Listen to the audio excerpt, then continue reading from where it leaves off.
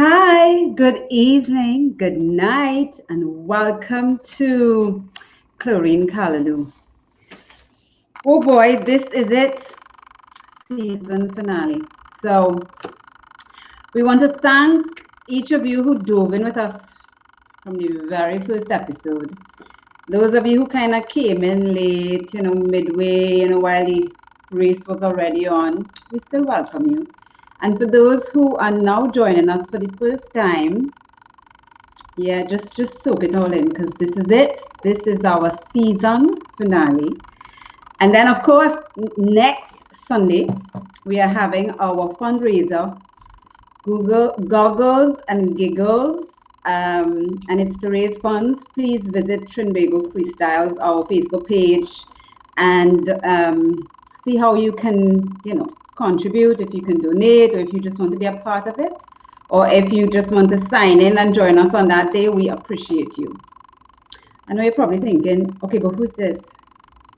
Where is Jason Wickham? Ha!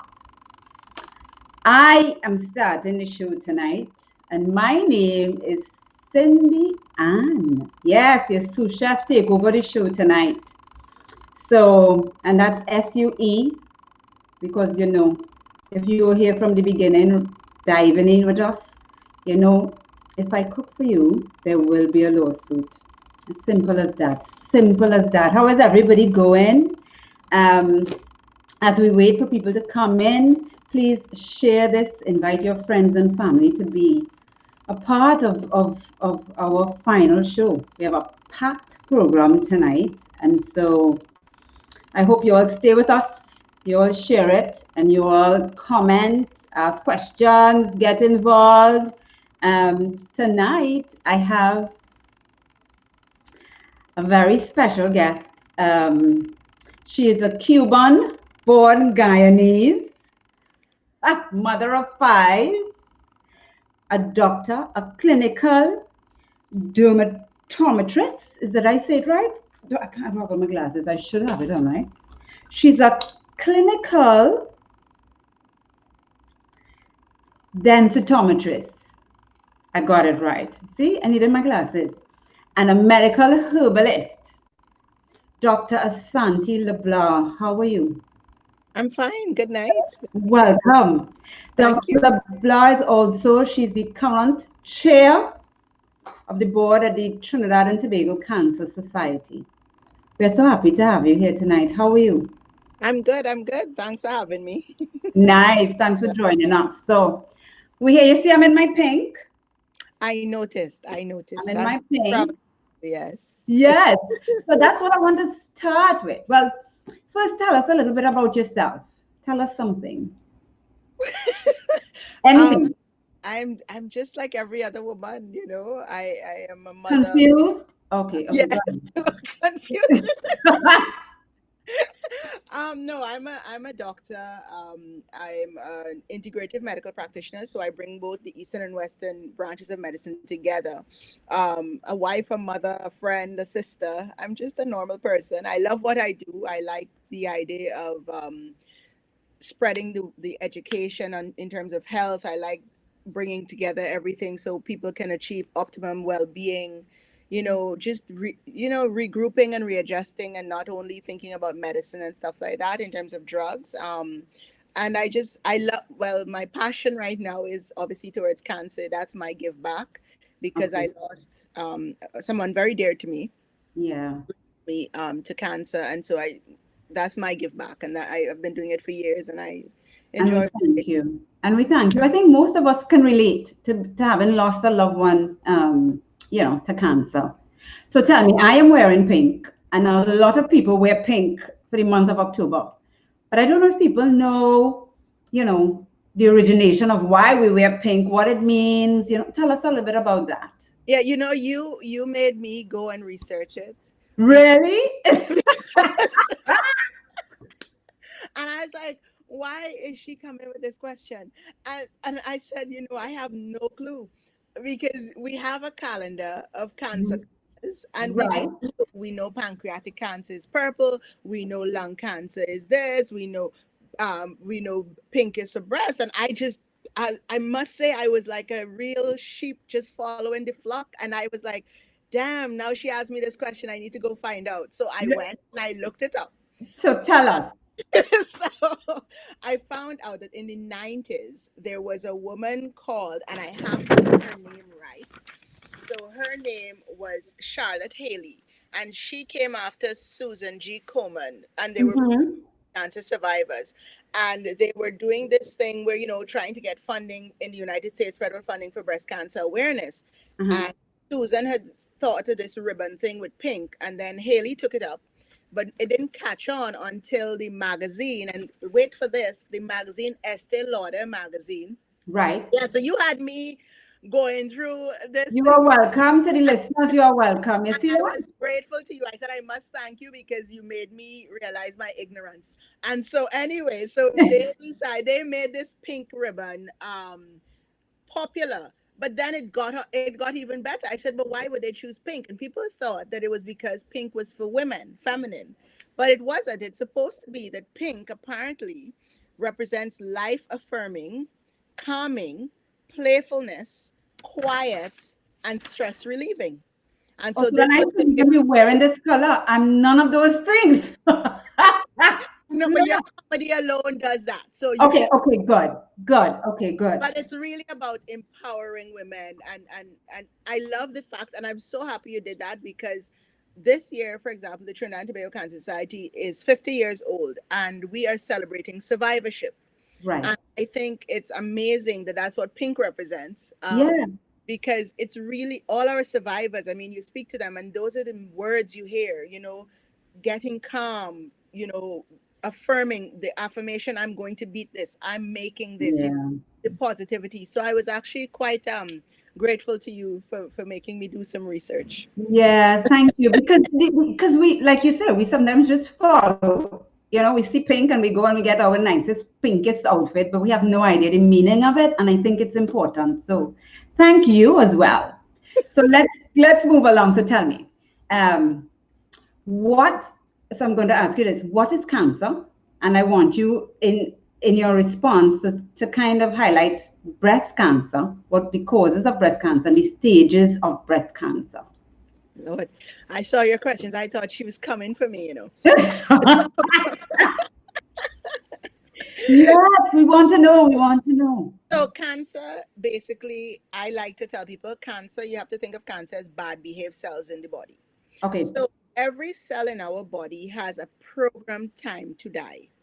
It's called apoptosis. So we always use the classic example of a red blood cell that dies at 120 days. Spot on. And that's due to our genetic machinery, our DNA, and it's all programmed. So everything we do is actually programmed in our DNA for every cell.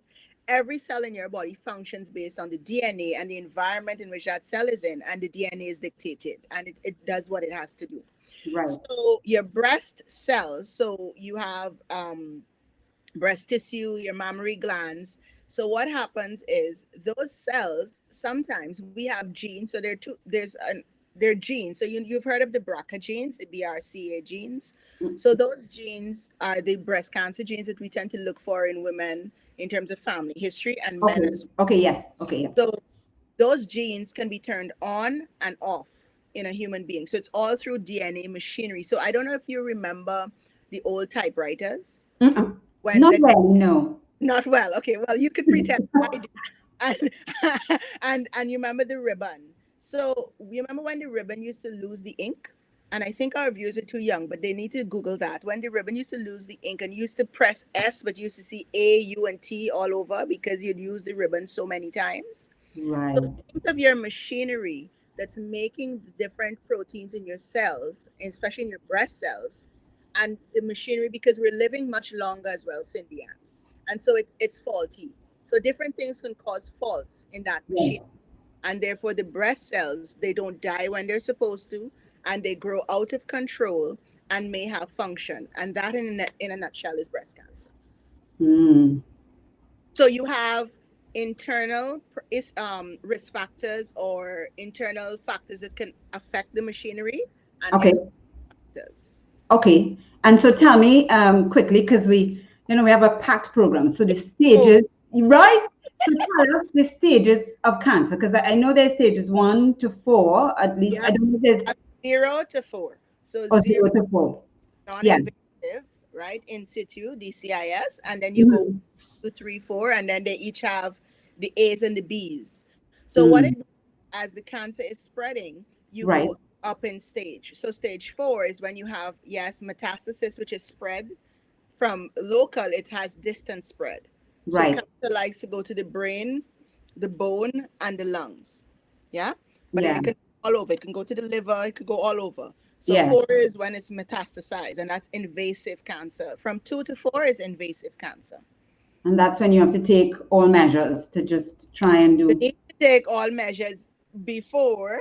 Good. I was hoping you say that. That was good. You went straight into it. You fed into it. That was good.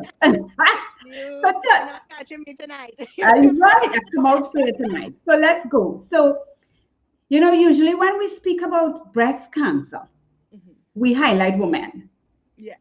It's everything is woman and breast, but we know well, most people or some people know that men also get Breast cancer. breast cancer as well. So at what age should men start doing self-examinations, and what does it entail for them? You know what I mean?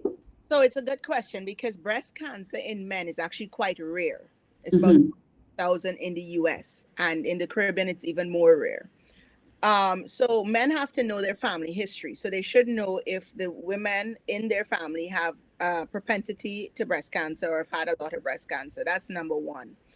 If men have what we call gynecomastia, which is sometimes you see men with what looks like breast, man boobs. Yeah, yeah, yeah. So if they have that, that's a risk factor. So they definitely need to check their breasts and self-examine their breast to see if there are any lumps, right? And Mm-hmm. cases we can actually do mammograms if men have a lot of breast tissue. We can do mammograms on them, right? But it's very rare that we would do that. Most times they don't have a particular age like us. Okay. They have to be conscious of their bodies, and they have to, when you're bathing, you'll feel a lump, and they will tend to feel it a little more easier, dare I say, because they'll have less than us. You Let's. understand? Well, when you say us, I mean, Okay, right. maybe. I remember you now, right? Yeah, when you say us. So, no, but that's good because, like I said, a lot of guys think, that can't happen to me, So people need to be aware that it can and, happen. and they need to be aware because cancer is a lifestyle disease. And Correct. therefore, this is where it impacts everybody in society based on our lifestyle, what food we put into our bodies, how much alcohol you drink, smoking. Cindy, I didn't say no alcohol. I said All how right. much. Okay. Okay. Yeah, Okay. I was All very right. cautious here. So I saw your face just drain, like, oh my Like God. what? Yes. Yeah. But, and physical activity, exercise, stress coping, proper sleep. So I think it's important for everyone to be conscious about it and to really listen to their bodies. And often you're hearing stories of people who don't listen to their bodies and are fearful of the word cancer. And this, I think people need to be empowered that you can be so proactive through screening that you can actually survive cancer, and in this case, breast cancer. So that's good because that leads me to our next question. How accessible and affordable is it? Because you're saying that people should, they should screen and they should, it's something that you could control, but how accessible and affordable is it for us to get In, screened? in Trinidad, Yeah.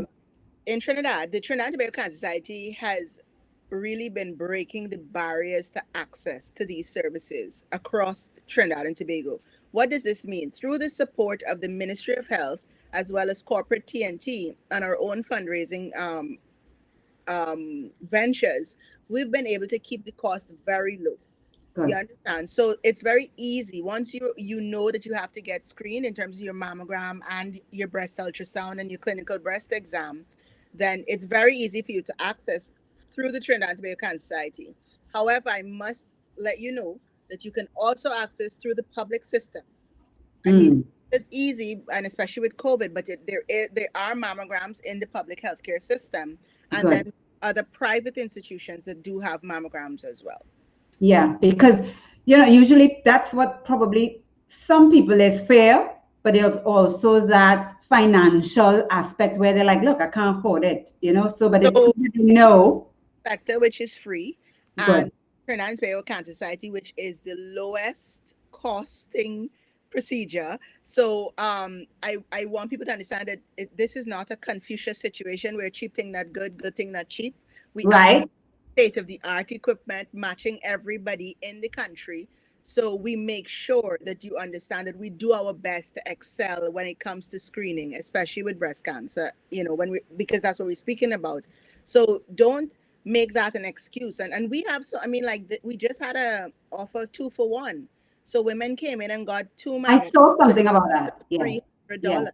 Yeah. You see? Paid $150 a mammogram. So you can't deny that we're trying our best to break that barrier, break through the barrier. So yeah, we appreciate it. So what I want you to do now is tell us where people could Somebody just wrote to ask. You should ask me to laugh, and I know the person, and that is why. Oh, Amanda, you see, Amanda come here to disrupt the flow. We're not taking her on tonight. She had her time. You understand? She had her time. So tell our viewers where can they find like a comprehensive list of gynecologists, urologists, oncologists, or even where they can go for testing. So just very quickly, because we have to wrap up. So for anytime you're talking about breast health, you can go to your family doctor, because your family can do your clinical breast exam. If you are looking for a specialist or even a reputable doctor, you go to the Medical Board of Trinidad and Tobago website, which is tt.org, and you will find a comprehensive list of all the doctors that are registered in Trinidad and Tobago. Yeah. Okay. That's where you'll find us. And you can ask your doctors. There's so many ways of asking. So what we could probably do as well is to get that list from you and put it on our Facebook page. That'd be good. Yeah. I will give you the website for the medical board. It's a long. Good, perfect. That would work. So we have thank you. And before I leave, I just need to clear this up. Curry chicken or chicken curry? It depends on where I am. Wrong answer. Do you know you made me? Everybody asked me that, but I'm a cousin to saying chicken curry, right? And curry chicken. So that's. I don't know. It's like I never thought of it until y'all pointed it out to me. To me, I always used to say curry chicken. Yes, that's what it is. Not chicken curry, it's curry chicken. But when you're going to the country in Ghana, it's chicken curry and it's duck curry and it's goat curry. We'll sort them out. We'll sort them out soon. You leave them right where they are. Asante, thank you so very much for joining us. And I hope everyone was able to get from this so much information and they can go back and look it up. And I hope you join us on Sunday for our fundraiser.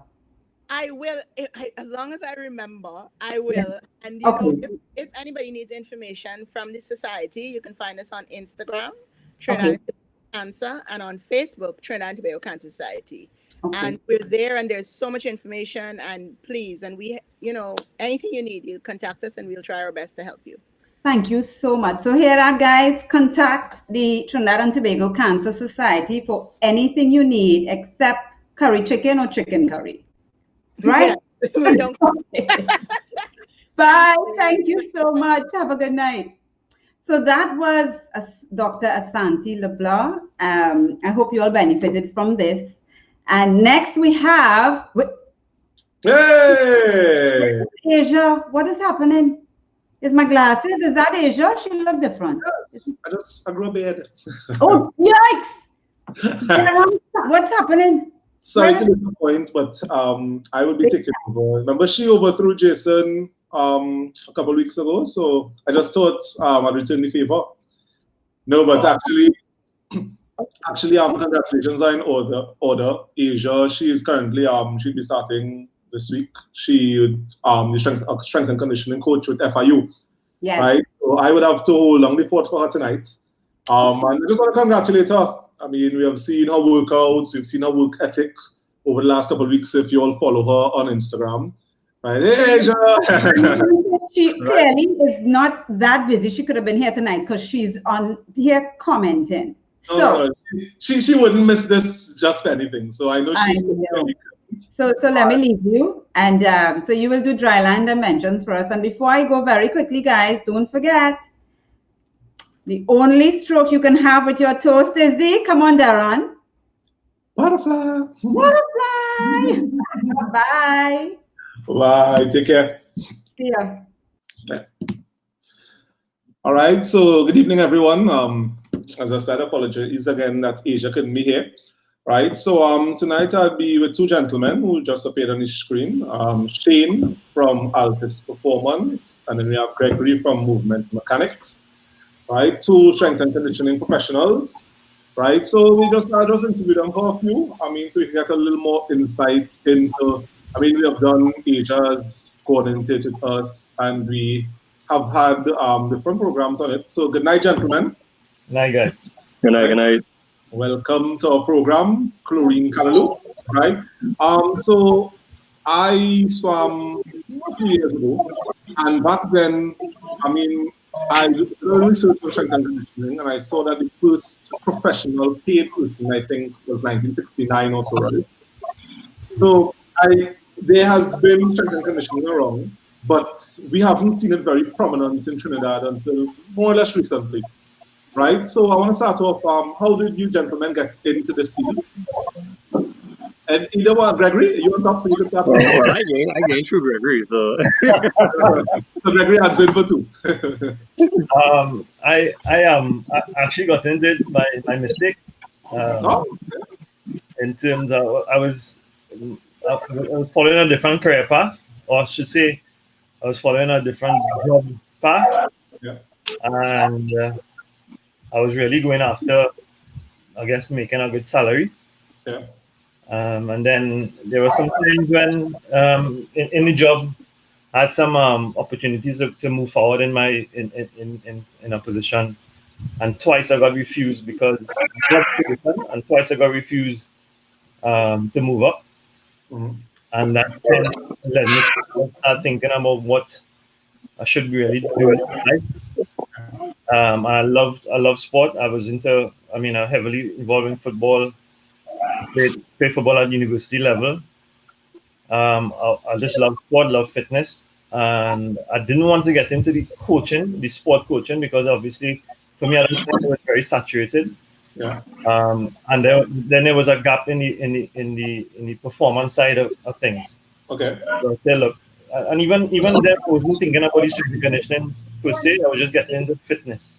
Yeah. But once I got into the fitness, I went back and did my master's in kinesiology, focusing on sport performance as my specialization. And then here I am 14 years later. All right. So 14 years later, would you say it was a regrettable mistake you getting into this, or you? No, I mean, as I said before, it was more of me searching a salary and now finding a career path. Okay. So now I am very, very happy with what I'm doing now. Nice, and you're impactful, I'm sure. Oh, yeah. SHAYNE?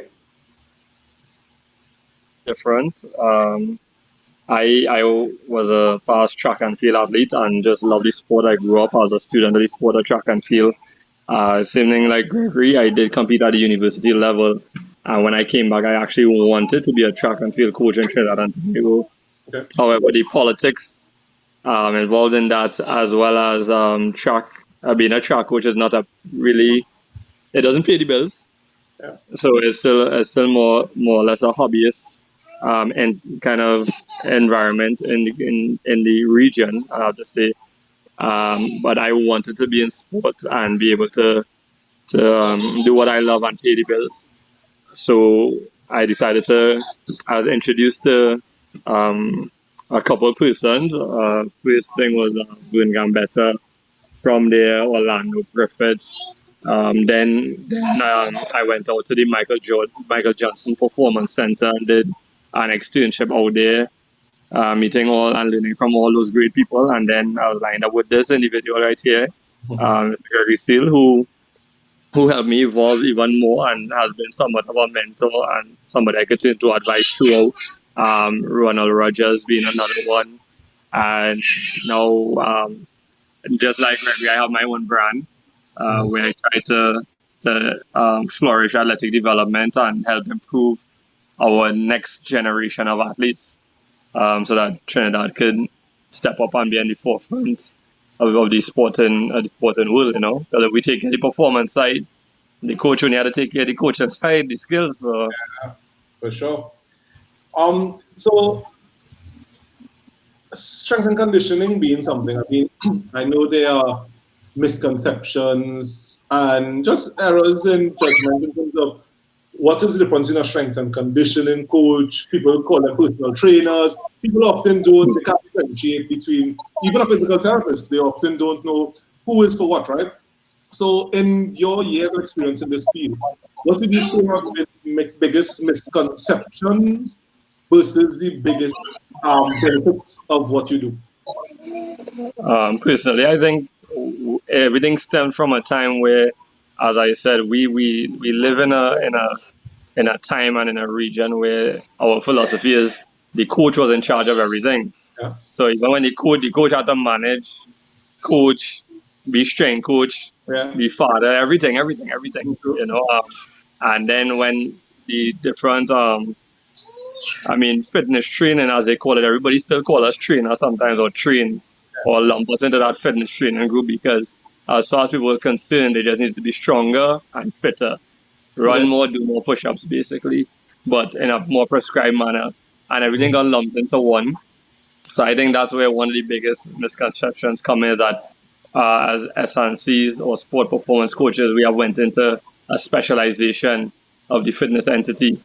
You know, we've taken that further step.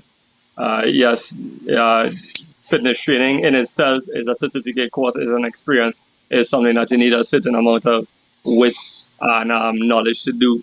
And then SNC takes it a step further, where you tailor everything to the athlete, to their sport, to their age group, to their development, and not just their age in terms of chronological age, but training age, volume, load, volume versus intensity, and we also spell out things 4 years, 6 years, 8 years in advance. And you work with an elite athlete, you can't just plan for next week. You plan for an Olympiad, or more. And the fitness trainer actually gets away with that. The fitness trainer could come and say, "Oh, okay, today, you bored with these squats we've been doing the last 2 weeks? All right, cool. Let's do something else today." They have a sweat. So I think the specialization and the experience that comes with that, and even when they get into the nitty-gritty of what certain sports require, is something that the SNC definitely has different and separate from a fitness trainer or a personal trainer. Gregory, Shane mentioned a lot about tailoring specific to your sport, right? So I know you all spoke about being involved in track and football, right? However, this program is mainly aquatic, right? So in terms of swimming, right? We're trying to encourage persons to see the benefits of strength and conditioning, right? How would you say strength and conditioning could uniquely, because I follow your pages, right? And I would see you all have swimmers as well, right? So how would you say that strength and conditioning could uniquely impact or improve swimming performance? Well, even if you take away swimming from the whole equation, we just need to be strong to perform in everyday life, right? Now, as we get specific with a sport, especially something like swimming. So let's take, for instance, a young 10 to 13, let's say a 10 to 13-year-old swimmer. Okay? There are certain physical competencies that is necessary, right? For any sport. Just any sport. You need to have good structural integrity in terms of your core, your hips, your back, your shoulders, your chest. All those things are it's just like a given, right? For proper movement. So when you start now to specify with swimming, and when we talk about swimming, and we know the importance of cross training, right?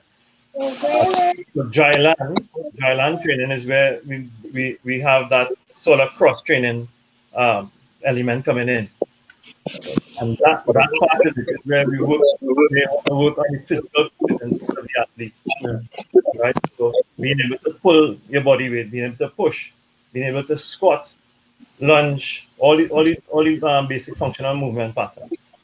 Once you have good competencies within that framework, then any sport that you're gonna compete in or do, you're gonna have a better, I guess, or have a longevity in the sport, right? But if you're deficient in certain areas, that's when injuries could start creeping in later on. Yeah, nice. You mentioned 10 to 13-year-olds, right? So I mean, I don't know if you all have an age. I know long ago they used to say don't start at certain ages, but I see you all have young persons, and I know that the whole myth behind that has changed with education. That all right, you just don't do certain things with the younger persons, but it can be done.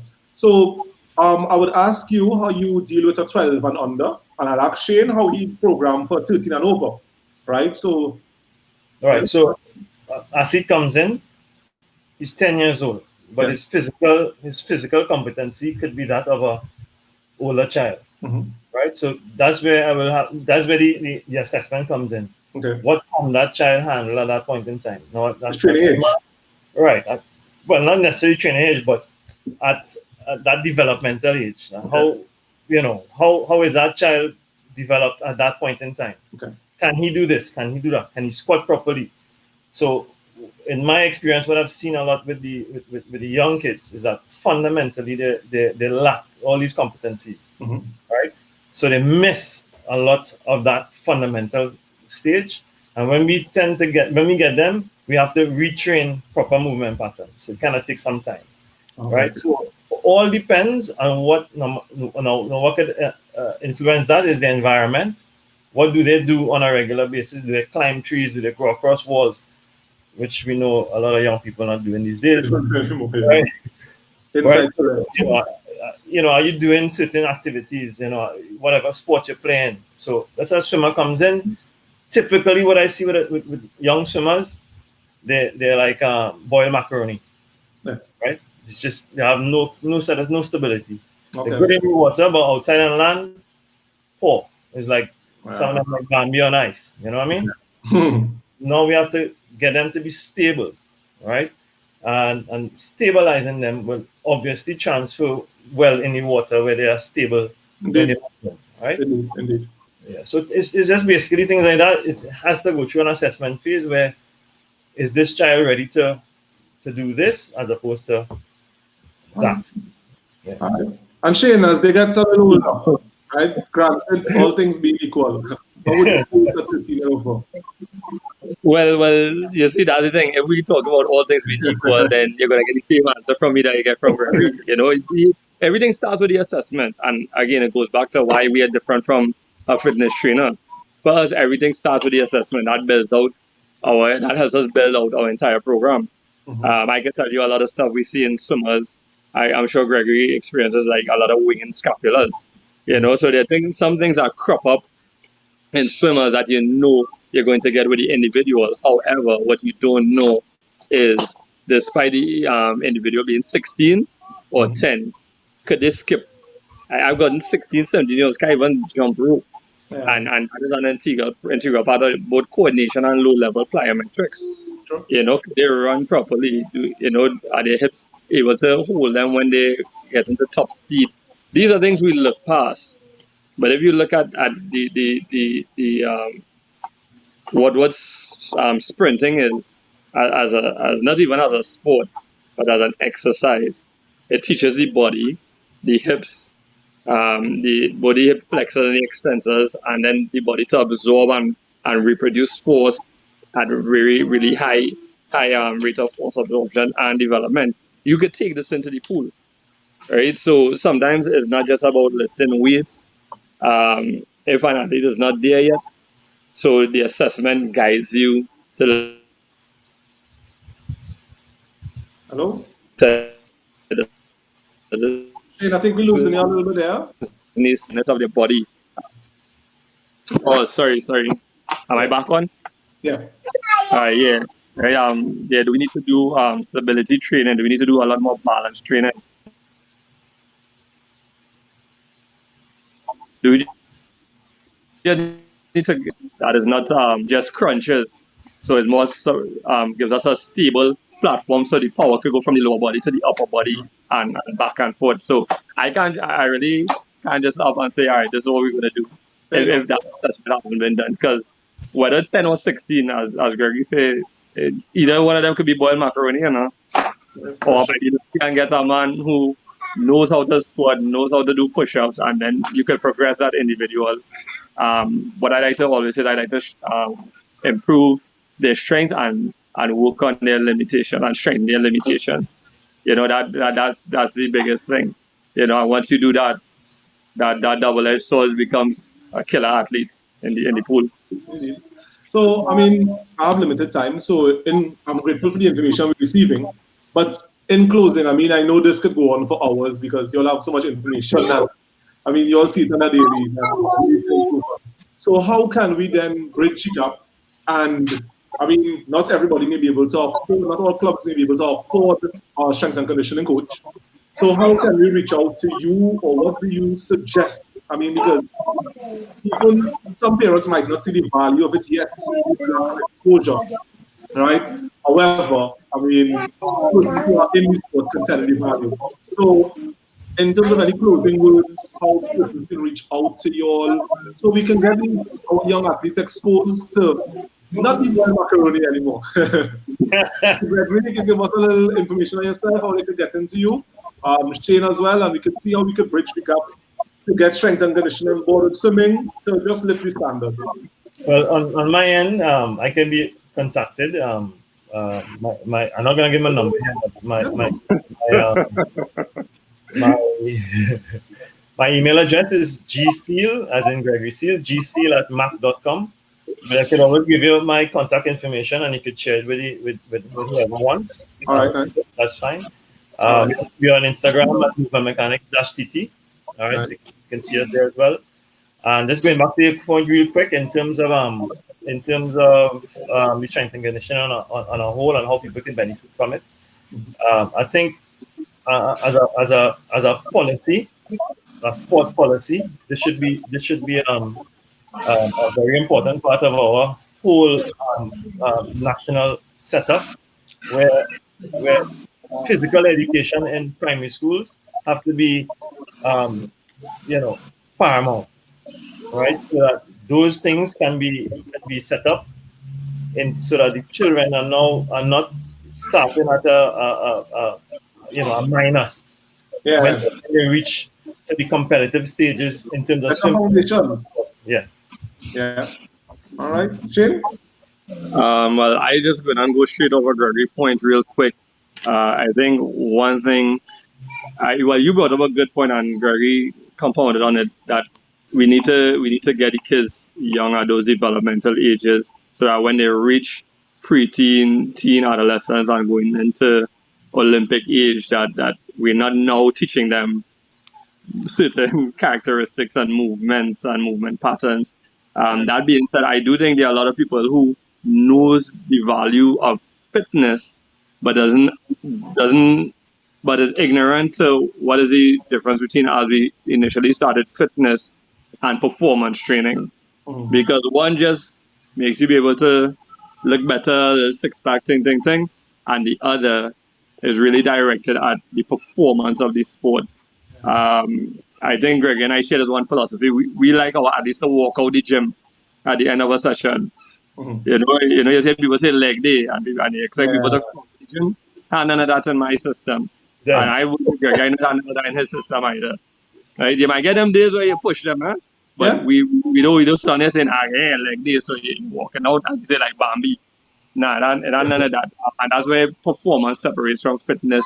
I think parents understanding that will go a very long way. So I think education is key. So I'm really happy with all this segment. As far as myself, I am with Altis Performance. We are on Instagram at Altis_performance. We could be reached at the cell number. So you gotta give us a call, or it's also a WhatsApp number, 775-9365, right? Trini number, of course, 868-775-9365. And the email is a very long one that I seldom regret sometimes, but it's Altis Performance Evolution, all one word, at Gmail. Gmail.com. So yeah, a lot of information there. You hit us up on Instagram, Altis_performance, hit us up on cell number, or send us an email and we'll get right back to you. But yeah, I think it's time that dryland training really makes use of strength and conditioning, because to know that our swimmers produce the kind of times and medals and everything that we do without that extra, or even without the true essence of that extra, says a lot about the talent we have in the country. Yeah, it's time we focus on performance over step. So, gentlemen, thank you so much for what you continue to do. I mean, continue to make strides in the development of sport in Trinidad. All right, pleasant evening to you both. Take care. Thanks a lot, man. All right, man. Nice seeing you all. All right, take care. All right, folks. Up next, we'll have it's a new segment we'll be introducing tonight. I mean, I know it's the end of the season, but it's something we plan to make a staple in season 2, called Spare Life, right? So stay tuned.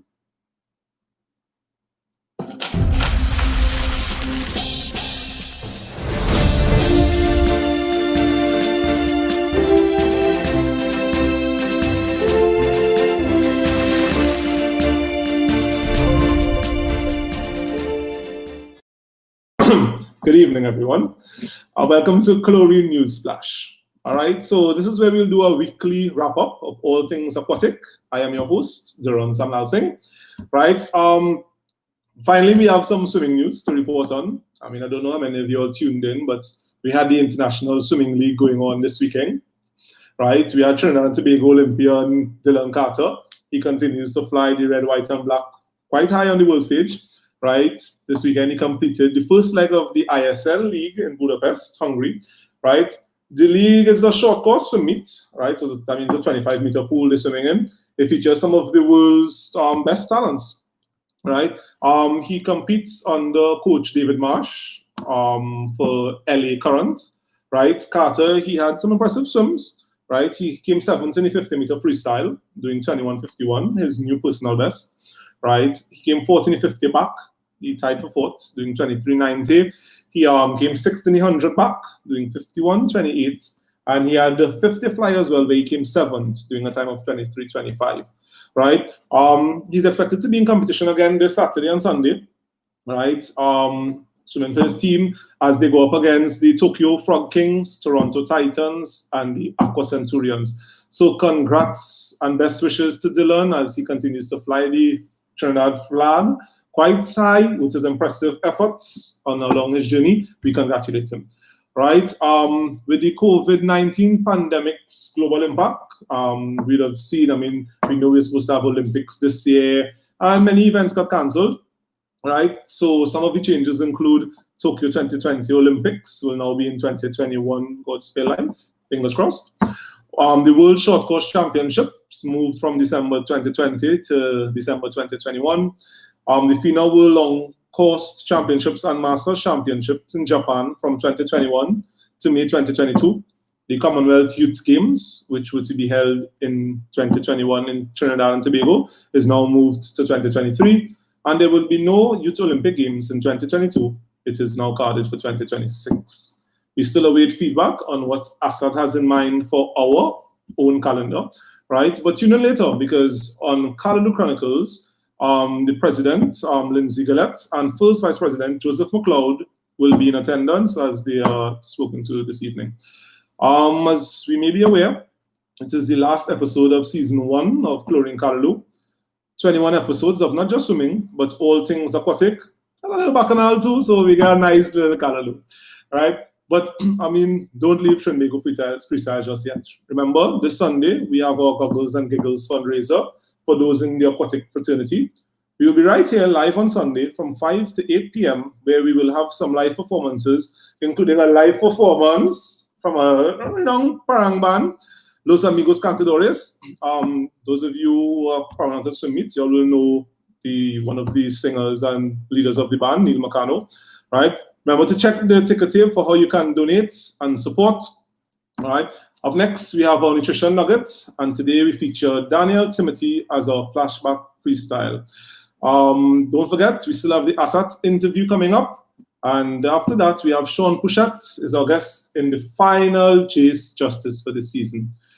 That was your Chlorine News Flash, and we thank you on behalf of myself, on behalf of Asia, Cindy, everybody else, Jason, everybody else who has contributed also along this first season. We thank you so much for your support, and we hope to see you next season. Take care.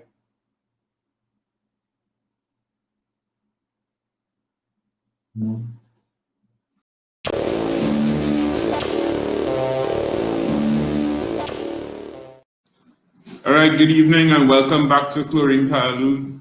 This is episode number 21 or final one. This is our season finale. And we have on screen Daniel Timothy. Daniel was a multi-record holder, national age group record holder. She also represented Trinidad and Tobago at the CAC Games. Good evening, Daniel. Good evening. Welcome to Chlorine Callaloo. How have you been? Thank you for having me. I've been well. All right. So Daniel, tell us, how did you get involved in competitive swimming? That started when I was young, around 3 or 4 years old. My mom carried me to the YMCA.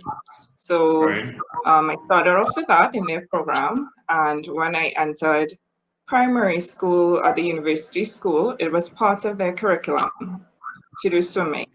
And so from there, I entered the school's meet, and the principal at the time, Mrs. Kenny, thought that, she saw that I had some talent. So she recommended that I join the Dolphins swim club. And that's where I started a competitive journey at the Dolphins.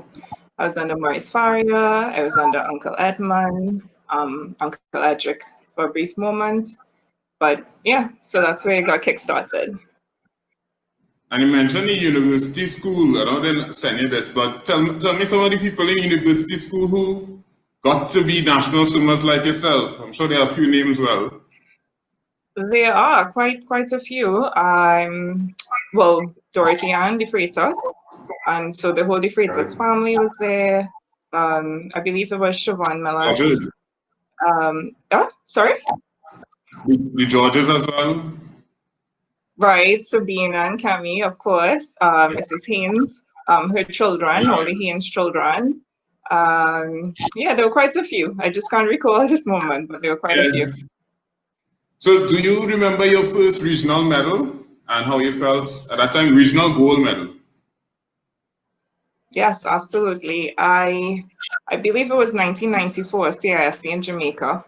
And at the time, we were the last age group for the 9 to 10 age group before they stopped it, and the only age group was 11 to 12. And I had actually broken quite a few records. If I remember, there were 6. But it was fantastic just being in the crowd, having all the parents come out and support. We had a large contingency at that time, and just the camaraderie. It was just fantastic to be around, meeting up with all the other swimmers from different countries. But, just hearing the national anthem being played for yourself, it was just an experience that I could not even, I could never forget. So, right, so you did the CISCs, you did CCCANs, you did CRFTA as well? Yes, so would have been, I believe in 1992, I qualified for CISC, but I can't recall if we actually swam, if it was just one relay team. Then from there, I went on to CRFTA games, CISC games, with, as I said, Jamaica 94 being the first, CCCAN games. I did swim at the CSC games in Maracaibo, Venezuela. I believe that was 1995 or 1996. And then, well, I did qualify for Pan Am Games. Pardon me? You were a finalist in CSC games? Yes, correct. And I did qualify for Pan Am Games. I believe it was 1999, but I did not actually enter the meets. Yeah. And then from there, I went on to collegiate swimming. So I don't know if this question may lead on from the Pan Am question, but do you have any regrets or disappointments in this sport, in your career? I think probably for a long time I would have said I wish I could have gone to the Olympics. That's obviously the ultimate goal for any athlete and any swimmer, but I can't say I have any regrets. Swimming was just an opportunity that is just, it's second to none. The relationships that are formed, the amount of, many places we got to travel, meet people from different cultures. Also it opened doors for, for me getting, well, I did get academic scholarships, but I also did get swimming scholarships. So those opportunities came because of swimming. Even up to this day, like so many people that, have remained my lifelong friends, I'm just inspired by so many people I've met through the swimming fraternity, and it has allowed me to transition in different aspects of the swimming, arena. So I have no regrets at all. And I always tell everyone, as a student athlete, it helps discipline, which translates and carries on for the rest of your life. So no regrets. I thoroughly enjoyed it quite fondly. So I know now you're a medical doctor. It's just the tenacity of swimming has helped you in your current career? Absolutely. Where do I begin? But yes, the discipline. I just always remember, when you go on meets and you had a time to be down at breakfast and you had a time to be on a bus or else you get left behind or not be able to eat. So I think that translates for me where I'm always on time for work. I'm there before time for work. I work hard. And yeah, it just continues. You just have that work ethic is there. And yeah, and I just want to shout out all the former swimmers and around my time. That's I think Sion Harewood, Shreese Bovell, Kevin Clifford, Melanie Johnsler, and whoever else I'm missing as well. Just shout out to you guys. In the next season, you'll have to pay for shout outs, sir. Oh, and how could I forget Chris Buffon, who does mental massage, because we work together. So shout out to you too and your lovely wife. It's a good thing I brought that up. You said you aquatic director at POUCHET Collegiate. Tell us what POUCHET Collegiate is and tell us that experience of being an aquatic director. Yeah, that was an opportunity that I just came to me. Well, so I went to undergrad. So my first university I attended was Dalhousie University in Canada. So after a year, I did move over to St. Francis College in Brooklyn Heights, New York City. So POUCHET Collegiate is actually a primary school, high school that's on the other block, the block next to us. And they would often bring, especially during their summertime, for summer camps, they bring their students across to St. Francis to have their summer camp be conducted there. So the opportunity opened up where, as a student and, that time I was actually studying, well, no, I finished my master's degree, but I still remained in the area. I started working at POUCHET, so I was teaching biology. And then they approached me to just, be the aquatics director for the summer, which I did. And even when I returned to Trinidad in 2010 for medical school, they still wanted me to come back. So I did retain, I believe it was for 2 years, to continue that program until I couldn't do it because, I was consumed with medical school. But being aquatics director, what did that entail? That entailed writing programs for the different age groups, hiring lifeguards, hiring, making sure that safety was forefront, just encouraging, parents to get involved, a lot of promotion. And yeah, and for me, I would always teach the age group between the 3 to 5 year olds because I love the babies. So yeah. So let's come back to Trinidad and Tobago a little bit. Growing up in swimming in Trinidad and Tobago, you had some athletes that you would have looked up to? Absolutely. Where do I begin? There's so many.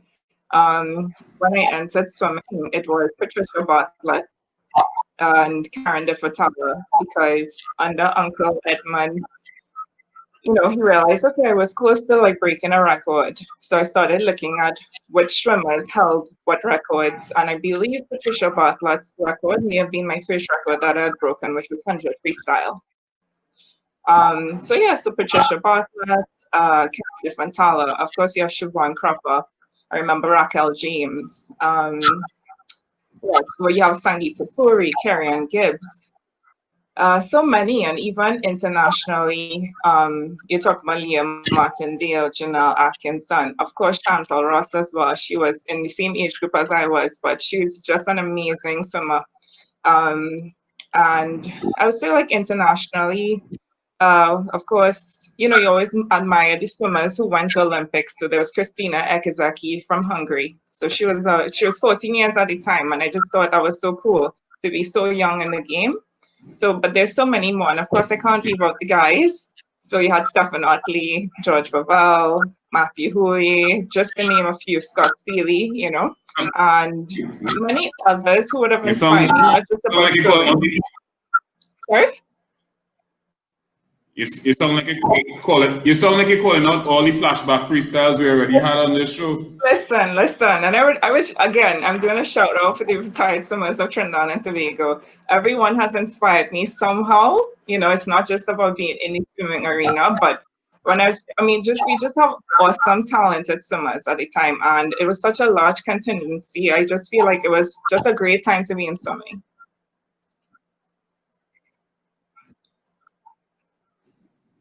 So I think you may have mentioned it before, but why did you stop swimming? I guess you would say stop swimming in terms of competitively. I think it was just post collegiate. The time was done, and I couldn't find a niche in where I could have fitted in. And I transitioned briefly into triathlons. I tried that. I remember I did get a few injuries, but also I had begun my graduate studies. So there wasn't a lot of time around that period. And then I started to work, and then I came back in 2010 to do medical school here, and just didn't have time. I would have loved to, and yeah, I just didn't have the time. But I still tried to keep up with the swimming as much as I could have. But yeah, when you're in school, it's sun up, sundown. We're still at the hospital, so I just couldn't keep up with that aspect. And like I said, I always had a passion for teaching swimming, so that was something I was looking into, but it just didn't happen. Yeah. Do you think that now in swimming there are more opportunities available than may have been afforded to you in the past? I'm not really, like, I can't say no. I would assume that that there would be, just because there's more knowledge around it. I guess when 2017, when CCCAN games were held in Trinidad and Tobago, and I just decided, oh, let me just go and support and see what's going on, because I'd been out of the fraternity for so long. And first of all, I was just impressed with the facilities that was there. That would have been awesome, when we were swimming, because I remember when we go on, like, get chosen on teams, to have that long course experience, we'd go to Marlin swimming pool. But now I guess, or I think most people, like, all the meets are there, and there are opportunities to train there, if I'm correct. So you have that. You have the facilities for water polo. I think there was a what was it? The synchronized swimming. I think they wanted to introduce that in 2017, and there was a little demo group. So I think those were opportunities that weren't there at the time. And then also the knowledge where people are now understanding that having physiotherapists as part of the support system for swimmers, or aquatics, I should say, in extent, is there the knowledge about nutrition. And from your show, and we have Cheryl Thompson, who continue to advocate for that opportunity where we can connect to you know, various associations across the region. You know, I think it's much more. So I guess I should say yes. I would say yes. All right, Daniel, final word. Any message for Trinidad and Tobago that you have?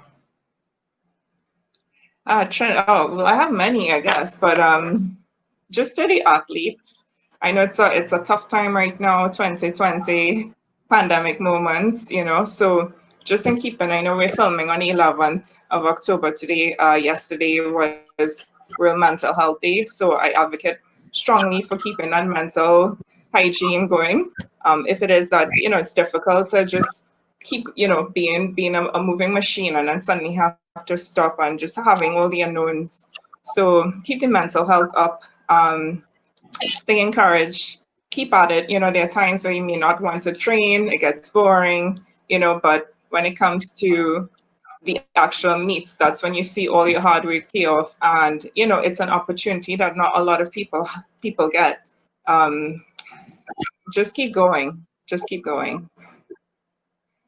And to be, you know, extended to Trinidad and Tobago as a whole, you know, I would love to see a lot more recognition given to this sport, a lot more understanding. I see that they are improving in terms of having a lot of availabilities for swimming pools to be in the communities, you know, but I still don't think that, you know, the wider Trinidad and Tobago really understands what the sport entails and really pushes it as something that should be recognized and not just when it's on the Olympic platform, you know? So I just like to see a lot more of that. All right, thank you very much, Daniel Timothy, for your service to Trinidad and Tobago, and I know you continue to give service during this COVID time as being one of the frontline workers, so thanks for your service. Thanks for letting everybody know I did a pre-recording, so when they see me wear the same clothes, they will know it was a pre-recording. Yes, thank you so much for having me, and I just want to say congratulations. This is an awesome forum. You know, it's something that was really well needed, and it allows everyone to be able to connect and to reminisce and also to inform, you know, and it's just a great platform, and I can just see it evolving, you know, into bigger, better things, and I'm just excited to see where it goes. So again, thank you for having me. From your mouth to God is. Amen. Thank you very much, Daniel, and keep safe. You too. Bye. Bye.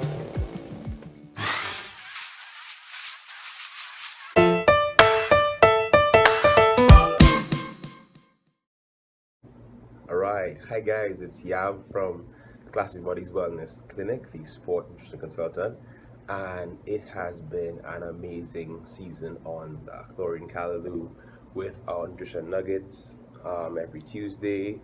And, you know, we're just looking forward to speaking to you all more about all things sport, all things nutrition, all things aquatics. You know, we had some good discussions with Asia, who does the Dryland Dimensions, and we had some other good sessions speaking about some other things.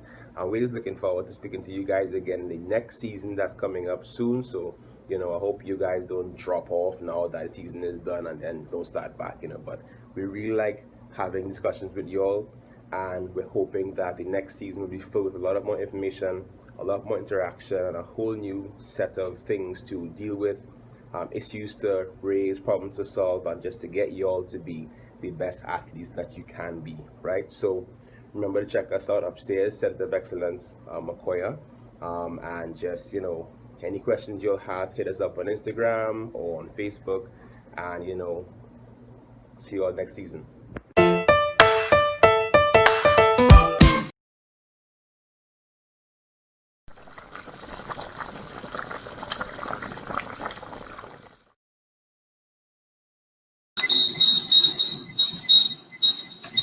Right. Good evening, ladies and gentlemen. Good evening and welcome to Callaloo Chronicles. Good evening, Mr. McLeod. Can you hear me?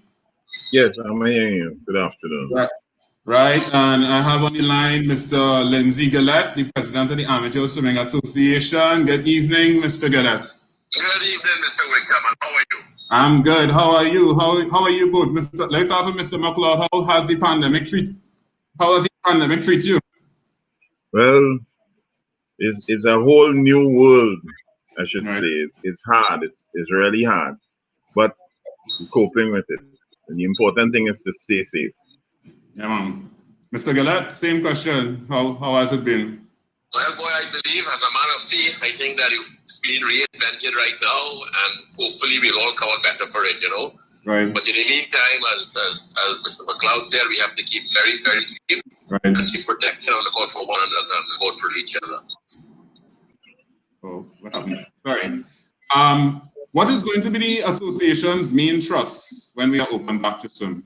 Well, I'm thankful that, you know, I've been liaising with Maureen Cruz, she's the president of UANR, and I'm facing my senior reps also. Right.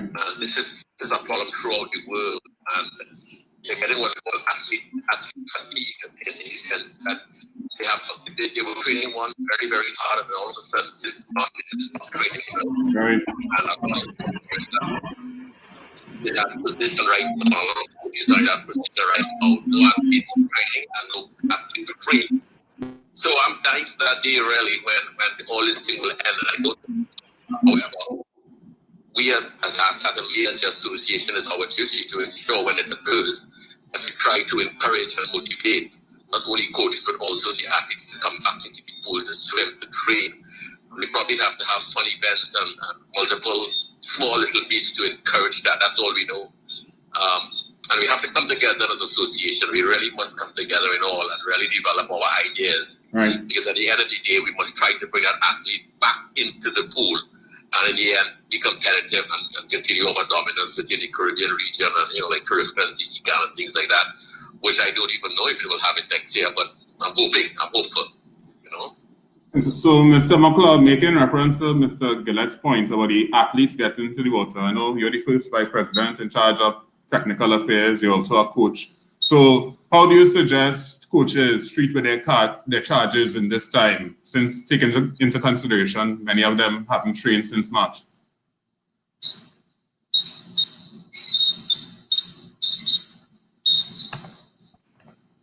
Restricted to the water. The coaches should have their charges doing as much dry land as possible, right? To try and keep them fit. Of course, you know, water fitness and dry land fitness is two different fitness, but one rolls over into the other and one assists the other. So that once they have them keeping fit on the dry land, whenever they get back into the water, it will take a shorter period of time for them to get water fit. What I would suggest is also, whenever we get back into the water, you have to be very patient with them.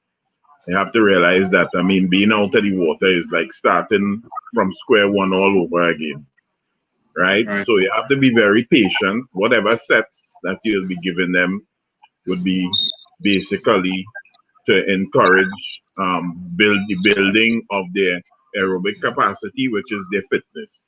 So you're not going to be going into any set of sprints immediately. You have to build them aerobically, gradually get them back fit, and then you can move from there. Thirdly, there are a lot of swimmers who would have dropped out or are thinking of dropping out during this period. So some form of encouragement and counseling will have to take place between the coach and the athlete to try to get them to, you know, look, there is still hope. There is still, because some athletes feel right now there is no hope for them. There are athletes that have gone through a whole new age group without even swimming a race. You know, so this is something too that they will have to spend, and I think it's very, very important to get into the minds of the swimmers and encourage them back into the competitive arena to get them, let them know that there is still hope for them. Okay, thank you, Mr. McLeod, for that response. And Mr. Gillette, if we would say, well, during this time, you know, some of us would have been seeing what we could have done to get the pools open. And I know the association would have put forward certain positions as well to the sport company. And you said you have been also consulting with UANR, etc. So probably could elaborate on some of the measures the association would have taken during this time to represent the interests of aquatics. Yeah, well, we put together, I think Mr. McLeod was in charge of that, and he put together the whole protocol, right? In terms of submitting it to the sport company. As you know, what directly is with the sport company, right? And you have to be careful in these things that you don't overstep your boundaries, you know? Mm. So we actually have been lobbying sport company at all levels. And we did one or two little lobbying also at the higher levels and everything to try and see if we can get our clubs back into the sport itself. But as you know, safety is first priority. Safety first in the eyes of the government, and that's correct. And safety is first in the eyes of the sport company, and that's also a correct way of moving forward. So we are not the only person that we are not the only sport that is being hampered right now. And I mean, sport is working very, very hard and trying to encourage and use some of the protocols to engage and to bring back the athletes in the training. So we as an association have been lobbying very, very, very, very hard, but we're doing it in a way that we're trying not to upset anyone. We're trying to ensure that we have all our protocols in place. We're trying to ensure that we work very closely with the government because we want to implement exactly what they are saying out there, because it's important that we do the right thing, you know? And that's all we can do right now, Jason. And the government is very well through sport company of what is happening out there. Right. And I have every confidence that the time will come when they will eventually say something, guys, maybe it's time to open, and these are the protocols. As you know, they opened the Aquatics Center, which I think is fantastic. It's a government-run facility. It's probably one of the best facilities in the Caribbean and maybe top 2 or 3 within South America. And so they opened that back, which is great news. I know it's only for the East and over. Yeah, we're trying to encourage them to elaborate that a little more, you know what I mean? Because they are in charge over there, and we can actually implement some of the protocols that they want us to implement, you know. So it's like every other sporting activity in the country, right? Everybody would like to open. Yeah. But again, safety first, safety first, safety first, and we must observe those safety and those safety measures and try to abide by them. You know, let's be very responsible and very disciplined about it all. I mean, it's that we don't want to go wild. Right now, we can see some of the cases are actually going down, which is great. I think some of the measures the government implemented, though it may be very difficult for us to bear, but you know something? It's all in the interest for the athlete. It's all in the interest for our people that we keep safe. So it's all we can do is lobby, Jason, and I think that hopefully one day, as the cases go down a little more, we're seeing it, that they would allow us to start back over swimming inside of the pools and everything, you know. So I'm looking for that. No problem, man. Hopefully one day. Hope it's one day soon, Mr. Monk. Yeah, well, boy, I don't know, but I'm hoping it's soon. I wasn't going to cut my hair, and I cut my hair today because I said I wasn't going to cut my hair until they open the pools. They're going to open the pools next year. We're putting it into the universe. All right, let's do a little Let's prayer. hope so. We're putting it out there. But then again, I just remember something, it's in the interest of all to open very safely. Of course, we have to be as safe as possible. I agree. I agree. And be very disciplined about it. And I know we upset about it, we get rant and rage and all of that, but you know something, the funny thing about it, to be rant and raging, but it's really for our own good. Right. It's really for our own good. It's for nobody else's good. It's for the good of us and for our neighbor. Because we have to be disciplined about it. It's a new normal, as they call it. And some people predict that we will continue wearing masks in the next year. I mean, we're all hoping for this great vaccine. And if the vaccine does, in fact, come out, you have people like AstraZeneca, and you have people like Oxford who say that they will probably have vaccines by November, December. We probably won't get it until probably sometime next year. Guess what? We have to continue like this. So we have to instill discipline in us, instill discipline in ensuring that we protect one another, protect ourselves, we protect the elderly. And in doing that, then I think we are ready to come out. So I hope that this is a learning experience for all. It's a learning new normal, and we just have to accept it. We cannot fight it. If we fight it, we go nowhere. You know, go nowhere. So Mr. McLeod, there's a hard question. When do you think we're going to have our first swimming? I know it's a hard question. Well, we're hoping that if they open up, as long as they open up, we will look for the closest meet on the calendar to have. If not, that is based on our normal scheduled calendar of events, right? But as Mr. Gillette indicated, if within the period there is no national meet or club meets available, then we will definitely host some form of keep fit meets, etc., to get the swimmers going until we have probably a national meet or a club meet as such. Do you see this probably as an opportunity to even relook at the calendar a little bit? If we have to? Well, in terms of what? I mean, meets, structure of meets, because, for example, we have some meets that have 500-600 people in it, right? So I don't know if you look at formats of meets, the calendar, and it's probably something we may have. Yes, definitely post this lockdown. The last council meeting we had clubs had discussions on that as regards the format that the meets will have to take now, a new format. Definitely we will have to change up the way we do things in the meet. Spectators, of course, may not be possible at the time, right? But we will definitely have to, whatever we do, it will be in line with the protocols of the ministry, right? And also to ensure that there is fair play and that the children have a proper environment to swim properly in. Mr. Gillette, let me come back to you a little bit. Somebody like me who does involve in Learn to Swim, I know with regards to, I mean, the whole thing with the coming out, you know, Learn to Swim, because there's some contact, of course, we have to be extra cautious with that, right? Right? But I had a problem during this time because as a pool operator, right, or a Learn to Swim provider, I think in the whole sphere of the Learn to Swim that, you know, we had nobody to go to. What would you advise organizations who do Learn to Swim, and what is it that the association can help them as well, or provide guidelines for them as well, or what should they do? Well, you know, Learn to Swim, I think, is really no different. It's normal. Competitive swimming, you have to learn to swim, you can compete, right? And I think the guidelines remain the same. I know a lot of clubs actually do benefit from Learn to Swim programs. Right. One is, you know, this is a big trusted rule about let every child learn to swim, because swimming is a great asset to have under your belt, you know. Right. But I know it's a Learn to Swim is very important. Because then again, you have to hold that child, you have to move that child, and sometimes parents want to stick around because they want to see their children learn to swim.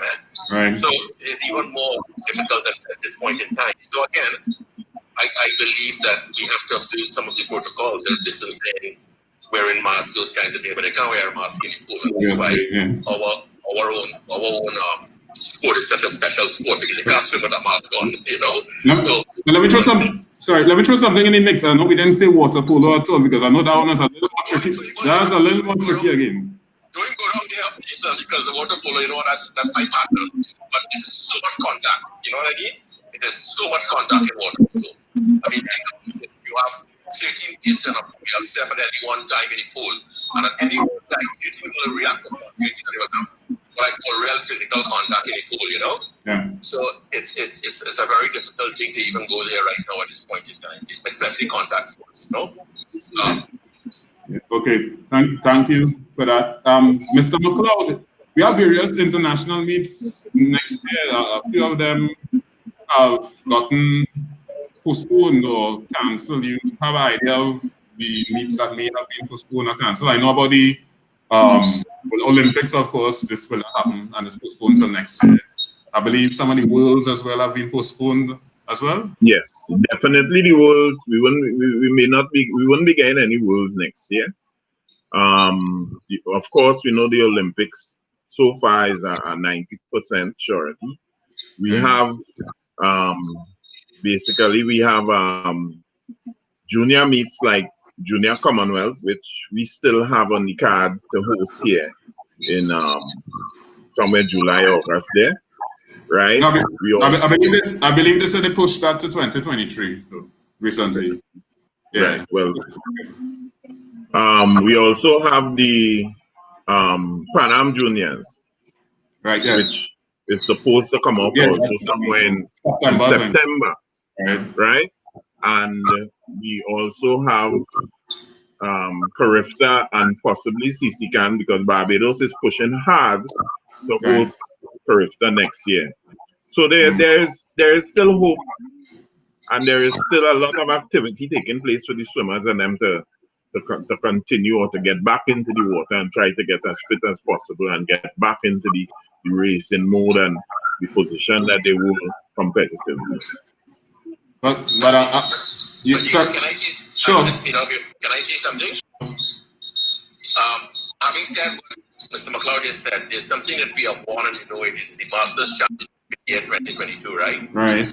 And I mean, we're expecting, we have been trying to plan for it during COVID and trying to get the information, because the one that was in Colombia this year was postponed, right? Right. And we expect, when they're telling us it's about 1,000 athletes, but I'm hearing right now that it may be one big huge thing, because just if COVID ends in 2021, people will absolutely look forward to 2022, okay? Right. Just to go somewhere and swim.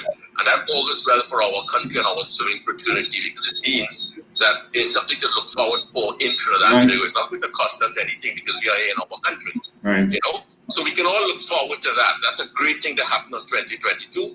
And as you know, it starts, I think Masters from 25 up, so it's at all levels, you know. I'm seeing Mr. Gord in the comments saying our Panama Masters is now June 2021. Yeah. Right, I don't know what's June, but I mean, we are hosting 2022. Yeah, right? Yeah. But I'm not sure they're going to, you think they will push? Because I know they have pushed some meets down, so I don't know if they will skip a year. I don't know.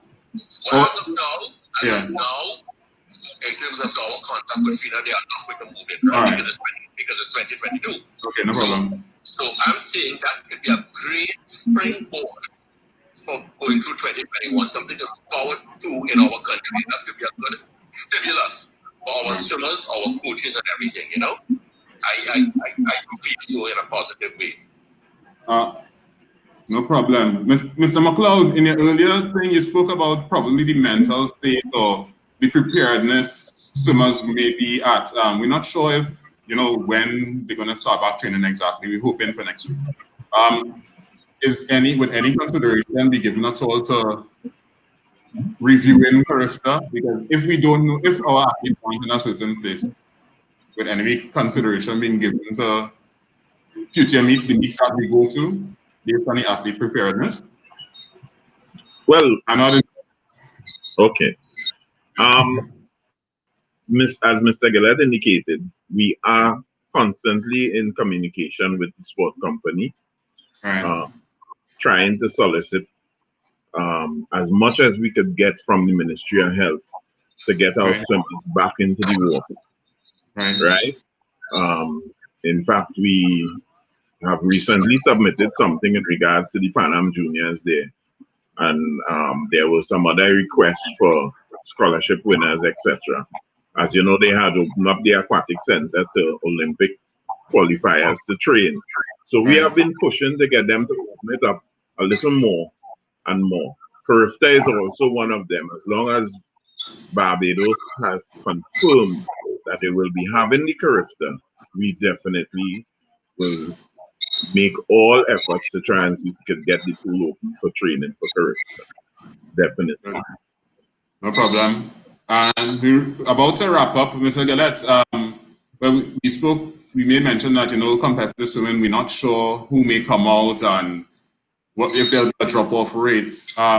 Is there there's an uncertain future, is there any way you see the association's role in probably helping clubs navigate this pandemic, probably financial impacts of it? Well, the association only gets subventions from the government, you know, and the subventions really at all levels of the championship, whether it's Carifta, CCCAN, Pan American, CSC, and the Olympics, right? The Olympics is a different thing. So we are there to help, and whatever we can do, we can help. And I know there are clubs in trouble, but they get a lot of their financial support from memberships, you know? So whatever we can do by hosting meets or trying to encourage kids or doing many different things, whether it's walkathons or whatever, we have to deal with it. And I think it's a good time to start actually planning that, and especially trying to give that kind of a support. You know, we have to be there for them, and we will be there for them. But we all each have to do our own individual thing, you know. Thank you. I'm sorry, you had more to add? Sorry? No, you had more to add? No, okay. That's it. That's all I'm saying. Yep. All right, so this was Mr. LINDSAY Gillette, President of ASAT, and we have Mr. Joseph McLeod, first VP of ASAT. Mr. Joseph McLeod, any final words for Trinidad and Tobago? Just to wrap up. Well, I would just want to say that we have to keep the faith. We have to keep the faith. Coaches and parents try to keep encouraging the children and them. Don't let them give up. This thing is going to be behind us one day. And we just want to be prepared and that we can pick up whenever that time comes, right? But don't lose faith. Keep the children and them encouraged, and that's the most important thing. Mr. Gillette, any final words for Trinidad and Tobago?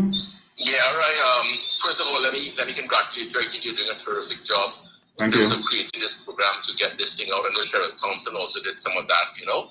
And I hope it continues actually post-COVID. Right. One more thing though is that if it's ever a time we must come together as an association is now, it makes no sense having differences of opinion, but we must come together.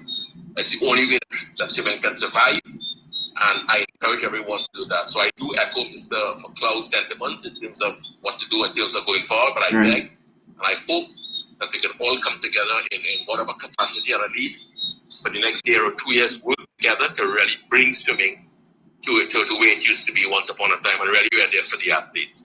So good night, Jason, and great job. Continue the great work, continue the great efforts. Thank you. And you have ASAT support whenever you need us, okay? Very well. So thank you very much, Mr. LINDSAY Gillette. Thank you very much, Mr. McLeod. Thank you. No problem. So that was Mr. LINDSAY Gillette, President of the Amateur Swimming Association, and Mr. Joseph McLeod, Vice President of the Amateur Swimming Association. And now we have on screen Mr. SHAWN POUCHET, who is a... SHAWN, what are you, boy? Sorry, are you hearing me? Okay, SHAWN, I'm not hearing you. Let me see. Sorry. Try now. All right, what to do, we'll have you log back out and log back in and see if we could get it back. So that was, well, no, it wasn't him as yet. We didn't speak to him as yet. But we have SHAWN POUCHET coming up next. We'll see if we can get him back. But earlier, we had Daniel Timothy as our flashback freestyles. Of course, we had our nutritional nugget. And we had Asia took the night off. She's actually in transit. Congratulations to her. She is now a strength and conditioning coach with Florida International University. So she wasn't able to be with us here tonight, and Rocky held down the fort, interviewing both Gregory STEELE and Shane Cooper, strength and conditioning professionals. And of course, earlier in the night, we had our discussion on breast cancer with Dr. ASANTE LE BLANC, and our very own Cindy Ann handled that. So we waited to see if we could get SHAWN back connected with us. Right, so we'll be back shortly.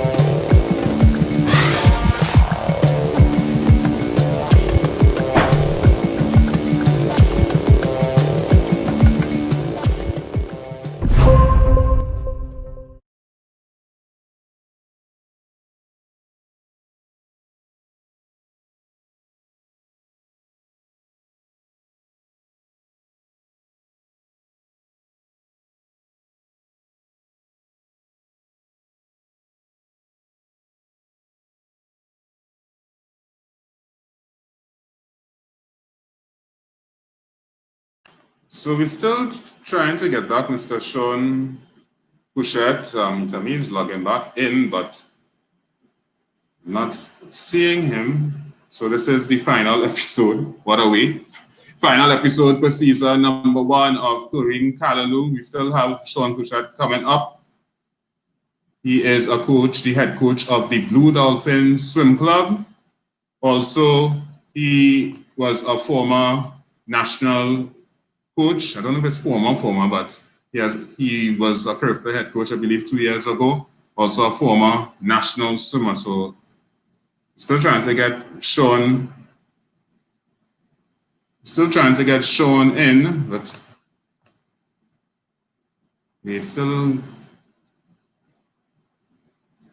he'll be with us shortly. But I'm reminding you, later on Sunday, we have our Goggles and Giggles fundraiser. You check on our Facebook page, Trinidad Freestyles, Facebook or Instagram pages, you'll see information about this fundraiser. There's a GoFundMe account that has already been set up and some persons have already started donating, so thank you very much for that. But on Sunday, we will have a talent show, and we still want persons to volunteer their time and talent for this. Want to thank in advance Mr. Neil Macano of Los Amigos Cantadores, who will be one of the performers on the night, and we will be having further interviews and lively discussion on the final show on Trinidad Freestyles for this season. We also debuted this segment today, the Chlorine News Flash, which we plan to have when we restart, since we are hoping and praying swimming is going to start, so we will have some news to report during that time. So I don't know where Shawn is getting his internet from. So I'm trying to still get him back. If not, I will have to do one of those phone calls, which I don't want to do. But I'm still trying to get on to Shawn. He was logged in all the time and waiting. And then when he came back on, he had no sound. So let's see. And well, Gordon is giving us some, while we wait on Shawn, Gordon is giving us some. Gordon Ward, who was here on the show a few weeks ago, was giving us some information. Shawn won the open water, the Maracas open water, back in 1997. So he is one of those past open water winners as well.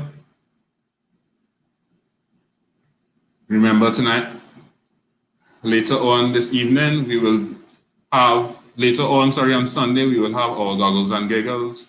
So we're gonna try to get, right now this isn't working, so we're gonna try to get Shawn on the phone as well, so we can get this interview going. Thank you very much for staying tuned to Chlorine Callaloo. This is episode number 21 episodes in this, our first season right here on Trinidad Freestyles.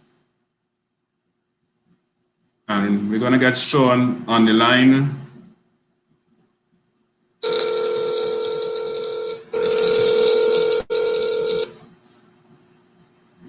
So this is, good evening, Mr. POUCHET. Good evening, Mr.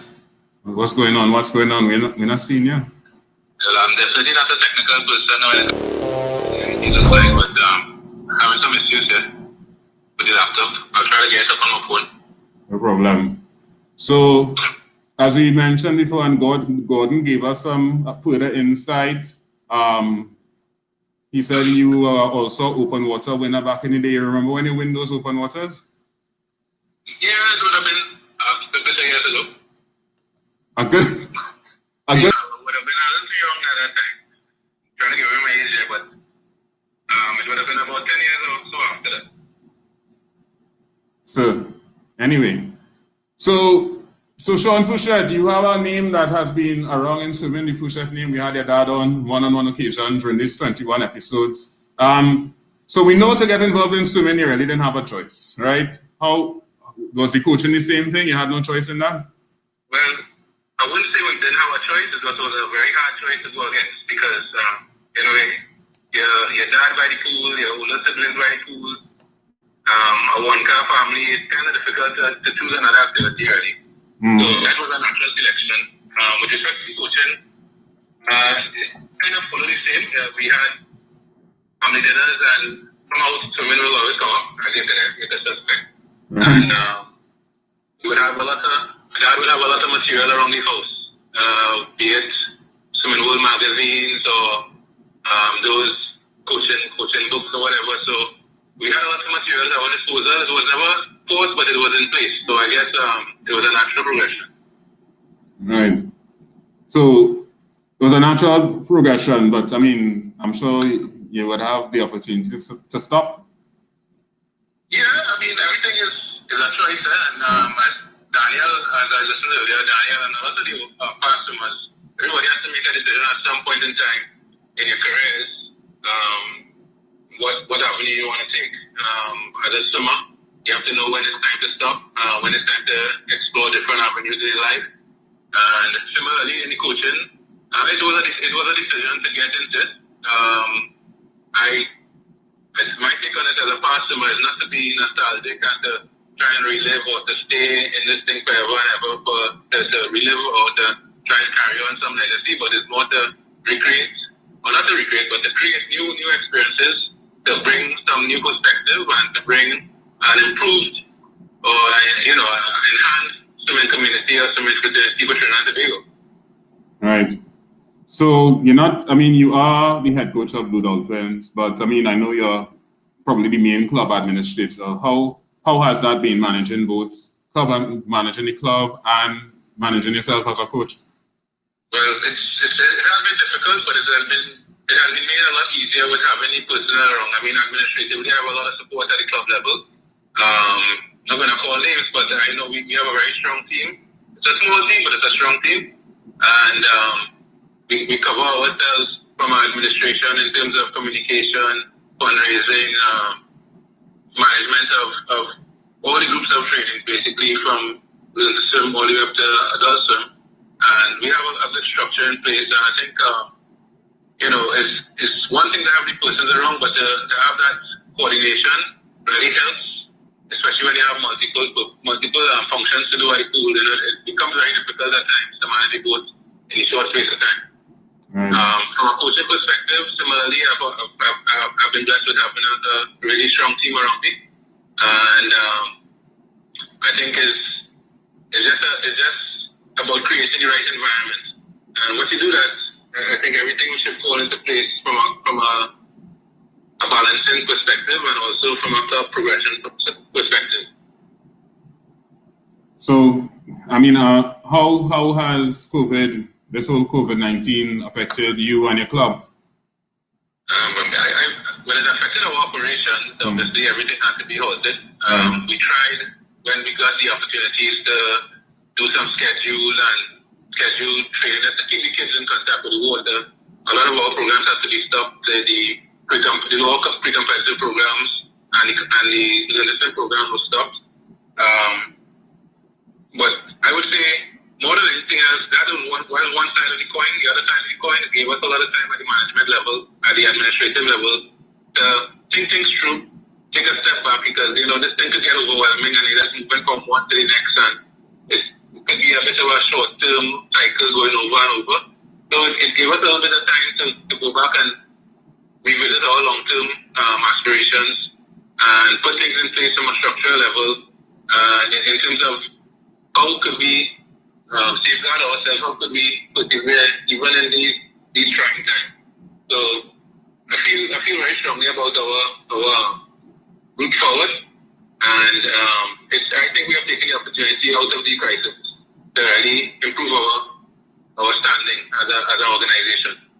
So you kind of was working on re-engineering Blue Dolphins a bit. Yeah, well, you have to do something. I mean, I don't think I'm sitting down and complaining and waiting for a decision from the government or the executive or the Swimming Association would have been the right thing to do. I think you have to take matters into your own hands, keep a positive spirit, and look on the way forward. No sense hopping on anything in the short term in terms of career. And those things are not even in our periphery right now. That's not even a concern. I think we have deeper issues in the sports than to worry about Carifta and CCCAN and whatever else there's in the 2021 calendar. So You say there are probably some deeper issues, but let me ask a question that I asked in the previous. You would have heard the previous interview, I believe. I want to ask a question. What do you think should be the main thrust of the association going forward from here? I think we need some introspection, and we need to really face reality. A lot of people don't like to face the reality of where we stand in swimming as a swimming nation. Regionally is one thing, but even within the region, we are one of the weakest regions in the swimming world. All right, and we have to why we don't want to lose our identity and why we don't want to be a follow fashion. We also have to take the learnings and bring in our intellect and our minds together and find a way to raise our level way beyond where we are right now, because we have not really advanced in the manner that the rest of the world has. So we will be continuing in our uphill battle to try and get on par when, as a couple of the speakers before spoke about the amount of information that is available now.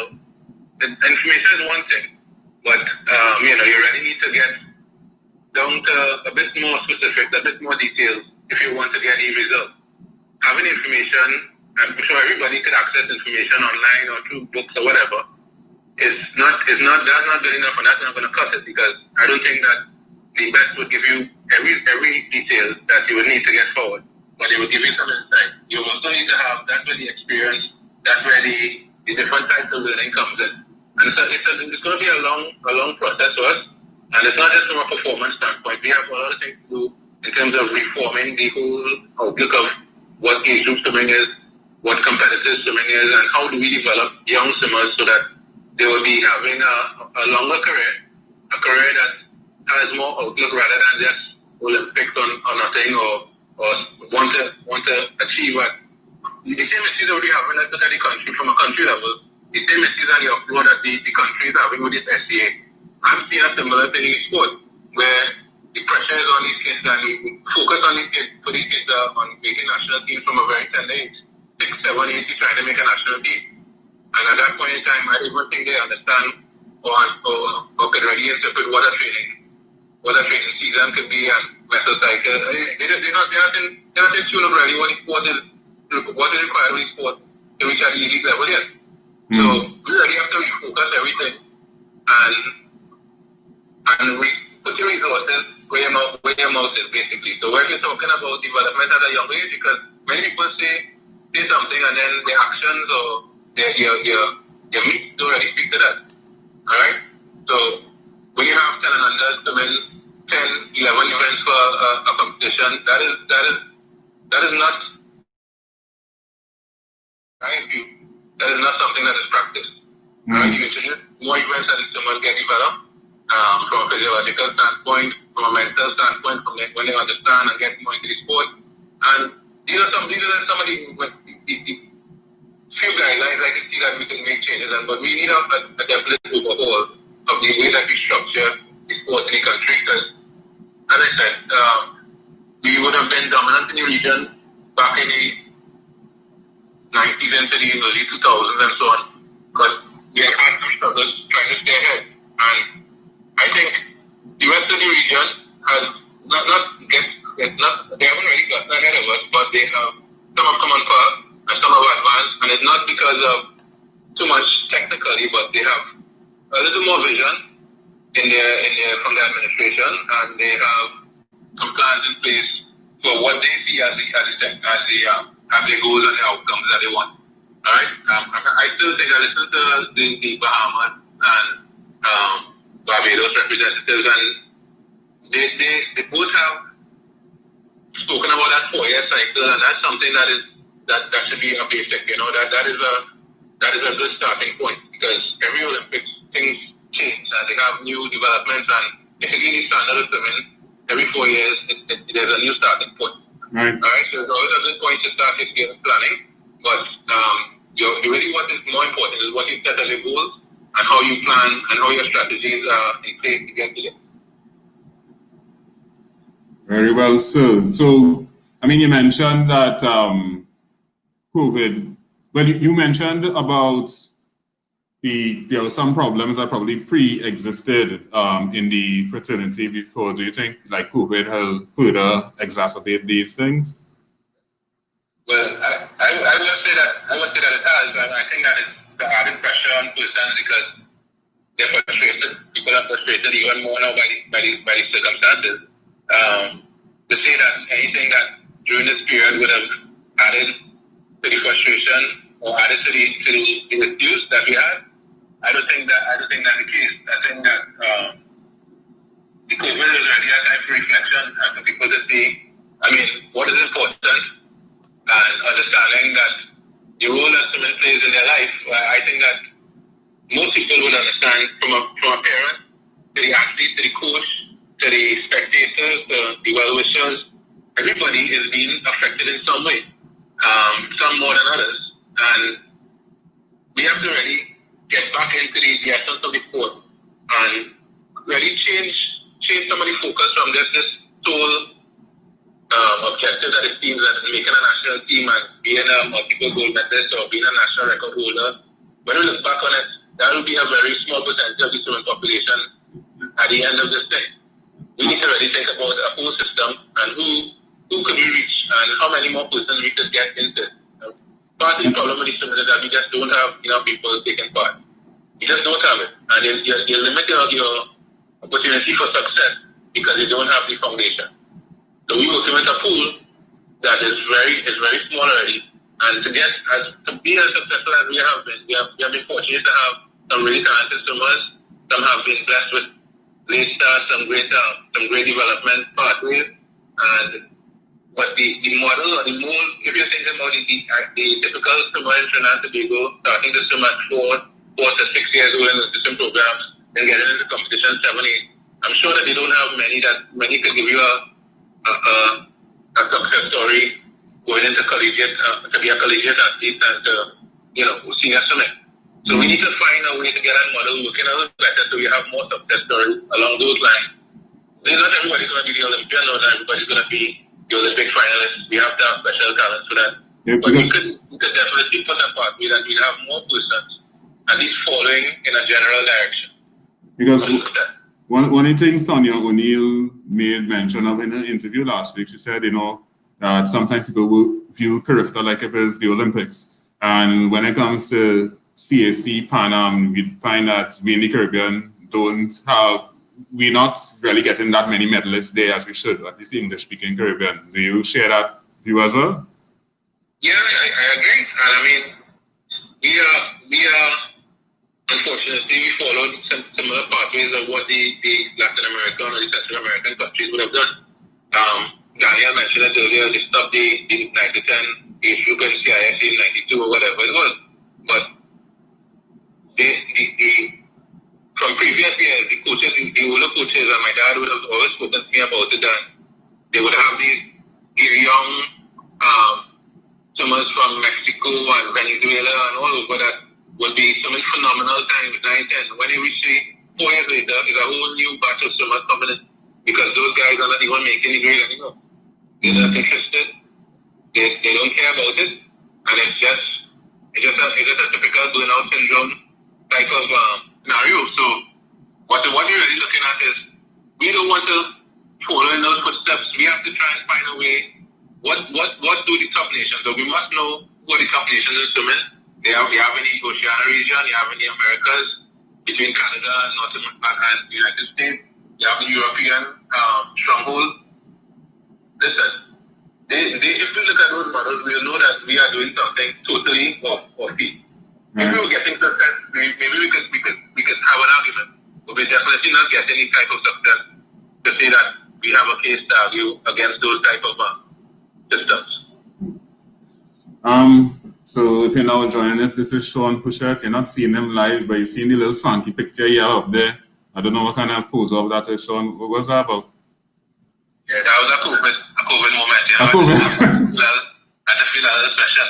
Oh, yeah, I was still in my house, but I played it out in the backstage to be a little... I know seeing the camera tricks there. Yeah, you had to use the camera tricks. I learned some skills in the COVID. Yeah, well, we all had to. So, yeah, so this is Shawn POUCHET, head coach of Blue Dolphins Swim Club. So, Let me ask a question. I mean, I know I already didn't send you questions because we say we would just talk, right? Yeah. How would strengthening the governance in the swimming association probably assist with us meeting some of these things or these restructurings that you think need to happen? The governance is very important.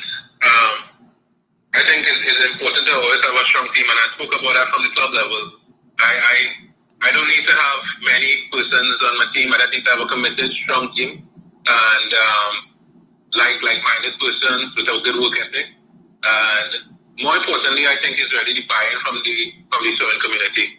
It's going to be difficult because at any point in time, somebody with a really talented swimmer, somebody who's performing well, and we know how it goes in the swimming fraternity. You've been around this and you've seen it, the different things how persons manifest themselves when they have swimmers who are the top line swimmers at the point in time, as opposed to when they're going through a bit of a drought period. So buying is really from a national perspective. How do we approach this national team? How do we approach this national development from a universal standpoint? We want to be in solidarity. It's going to be hard. My dad is Edmund, so I am aware that there are some issues because your dad is who? POUCHET, everybody knows him. I mean, he's not the easiest person to get along with, but he's a man of principle. He has his views.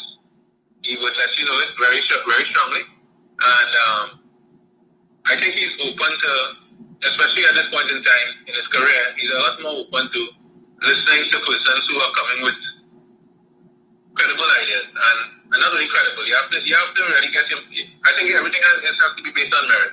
It's very difficult for somebody at that stage of their career to be open to persons who don't bring some bit of meritocracy to their point, a bit of research, a bit of insight, a bit of learning. So you don't just come up with an idea. You have to really follow through on it. Get some meat behind your hypothesis or whatever you want to bring forward, and let's work towards really improving this whole system. I think the governance is important, but I think more important is, as I said, you see the whole structure of the council and decision making, and really taking a general direction and the strength of the swimming committee or what it's supposed to be. Right, or the committee in all the sports, because I'm not just speaking about swimming. I think all the sports need a uplifting. It's like we just operating. Yes, we're operating on an old constitution, but the rest of the world. I mean, we have just the best of it in terms of what the regional or the other regional swimming bodies or aquatic bodies have done, but from a world perspective, it's very easy to see. Even if you look at the Olympics or any world championships in diving, water polo, open water, anything, you would realize that there has been leaps and bounds made in these sports, and we are just taking these baby steps and kind of fooling ourselves that, well, we broke some records in 1980 something, so we must be doing a little better. And everywhere in the world that's happening. So it's not really. It's a tap on the back, but it's also, we need to keep things in perspective. Let's not lose sight of our global positioning. And we need to really think of a way of closing that gap. We have a very big gap to close at the senior level, and I think that's going to start from a plan from the bottom. So Sean, I like what I'm hearing, I like the content, the ideas, but I'm going to hit you a question that I get hit sometimes. I mean, you have all these beautiful ideas and you're not very present in council, etc. I mean, yes, I know you have had more recent daddy duties, but it predated that a little bit.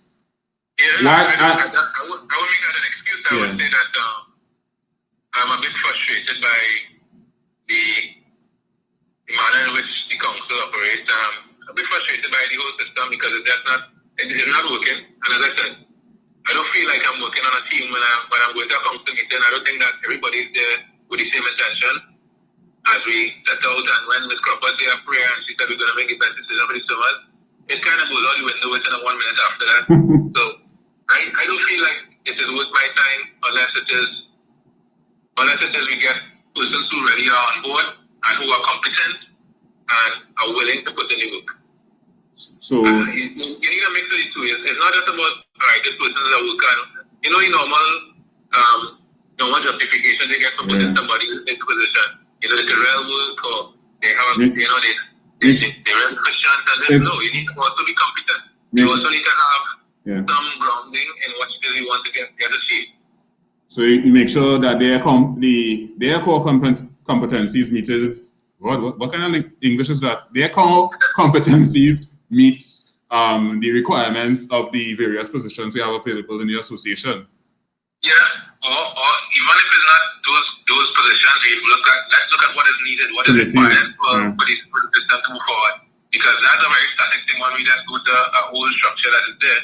But we need to be dynamic and look at too many other skills outside of those that group of persons to really move the whole country forward from a swimming perspective, from an aquatic perspective. So you in this sport a while now. Do you have hope? Yeah, I think what is really what gives me hope is that I'm seeing a lot of young coaches, a lot of young persons involved with the clubs. I just think that we need to find a way to get them to develop and get them to work towards, achieving the overall goals. I think that a lot of people come in and they want to just shoot to the top, which is, the ambition is good, all right? But there are steps, and there's always going to be steps. And when you miss those steps, it's like taking a child out of the system and putting them into a goodwill trial. Right. So it's almost like you're missing those core steps that will eventually lead to the downfall of your career. And this is another thing that if you want to develop coaches, we have young coaches that I don't know how, and I'm not bashing anybody in how you start coaching. I mean, I started coaching because I was around the pool and I started doing the swim, and then whatever, I got into working a bit with more pre-competitive, and then I worked my dad a bit on the study, and I got into the coaching.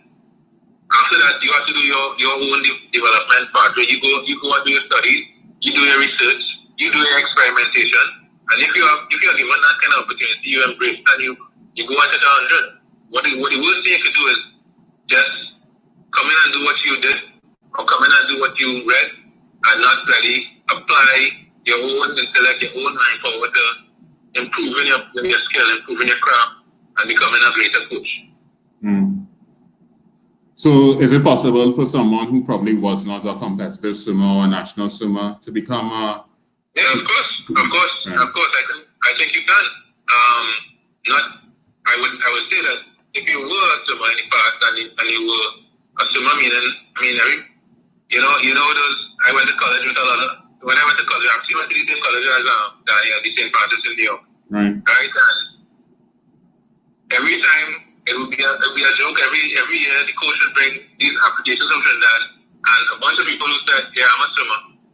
My hobbies are swimming and this and that and the other." And I'm like, I don't recognize none of these names. I don't know them from the swimming fraternity. I don't know them from competitive meets or nothing like that.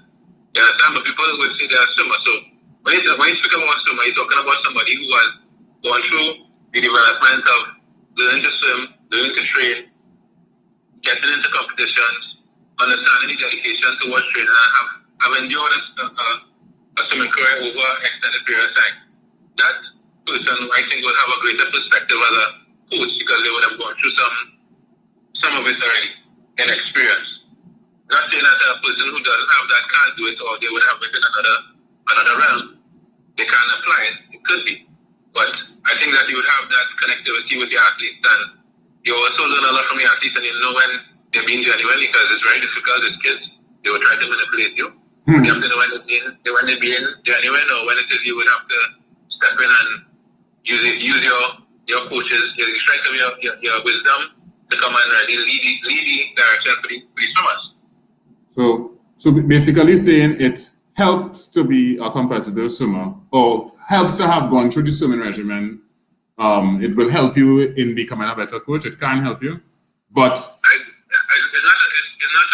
automatic, but it is a prerequisite to have. But you're also not discounting the fact that a coach can learn coaching. A coach will come from outside, that definitely, and I think there are coaches in the world that would not have been competitive to any extent. I think it's a little easier to start, and a little easier for you to start once you are already in the arena. Yeah. So if you were a swimmer in Trinidad, and then you say, all right, I want to become a coach, you will be known around the swimming arena in those times, because it will be a short time after, especially with a short time after you finish your swimming career. Yeah. Basically get started. So it is a plus in that respect, but how do you grow? How do you grow? And is it just about going on a national team for experience? Because to me, I don't think that when you get the experience, you get the experience from coaching at the training level, because that's really where you learn a lot of your trade. Not that even national meet, you would learn to see people yourself. Those are the skills that you want to impart as a young coach now coming to the sport. Do you think coaches in this country respect each other? I can add on enough to that, or just leave a full stop? It's up to you. Well, we have to look at it as how do you really assess that? Respect is. Let me be a little clear. Respect, I'm not even meaning respecting. I'm not reaching the part of respecting your performance or what you have achieved. Like respect as people. Yes, of course you have to respect coaches as people. I'm asking if coaches respect one another. Well, I think I can speak for myself. I'm not one to go around the pool and observe every coach on how they interact with other coaches, but right. I know there are some noted confrontational relationships, and there are some others that seem to be seasonal, and then you have others that are just passive. But does that mean it's respectful? Respectful as an individual, definitely. I think if you want to have the coaching profession being respected, not just by amongst your peers, but being respected by the swimmers, being respected by the other professionals, the strength trainers, etc. We have to really work on developing our craft and developing the whole cohort or the whole cadre of coaches that we have to make sure that we are able to stand the scrutiny. How do you just become a coach? In football, we know you have to go through these people like this. Although you could do the same, you could say the same with Asta and Fina with those lower level courses. People could become a coach very easily in that respect. But to get to say a national coaching level, there's no real criteria set out there. There's nothing to really say there are certain benchmarks, there's certain standards, there's certain milestones you have to attain, whether it be number of years in service, whether it be you show some continual development over a period of time, whether you have worked with a number of athletes at a certain level. All these things need to be worked out, and it's not from and it can be for individual purpose, like we're going to pick a team now. These are some things that have to be done with, again, the vision and the goal in mind is for Trinidad and Tobago to be a much better swimming nation.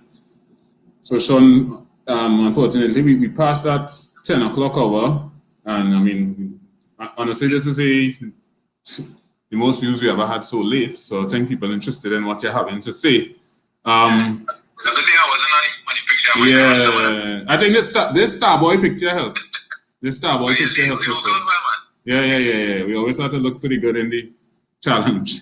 Let me ask you a hard question. I ask you no hard questions yet. Where do you see? I know you talked about in the past that you may have been rejected. I don't know if that's the right word, about what may have been going on in the association, and you took a step back. Where do you see Sean going forward? Is he ready to take a big step forward back? Forward. Against, you know what I mean? I tell you. Yeah, Jason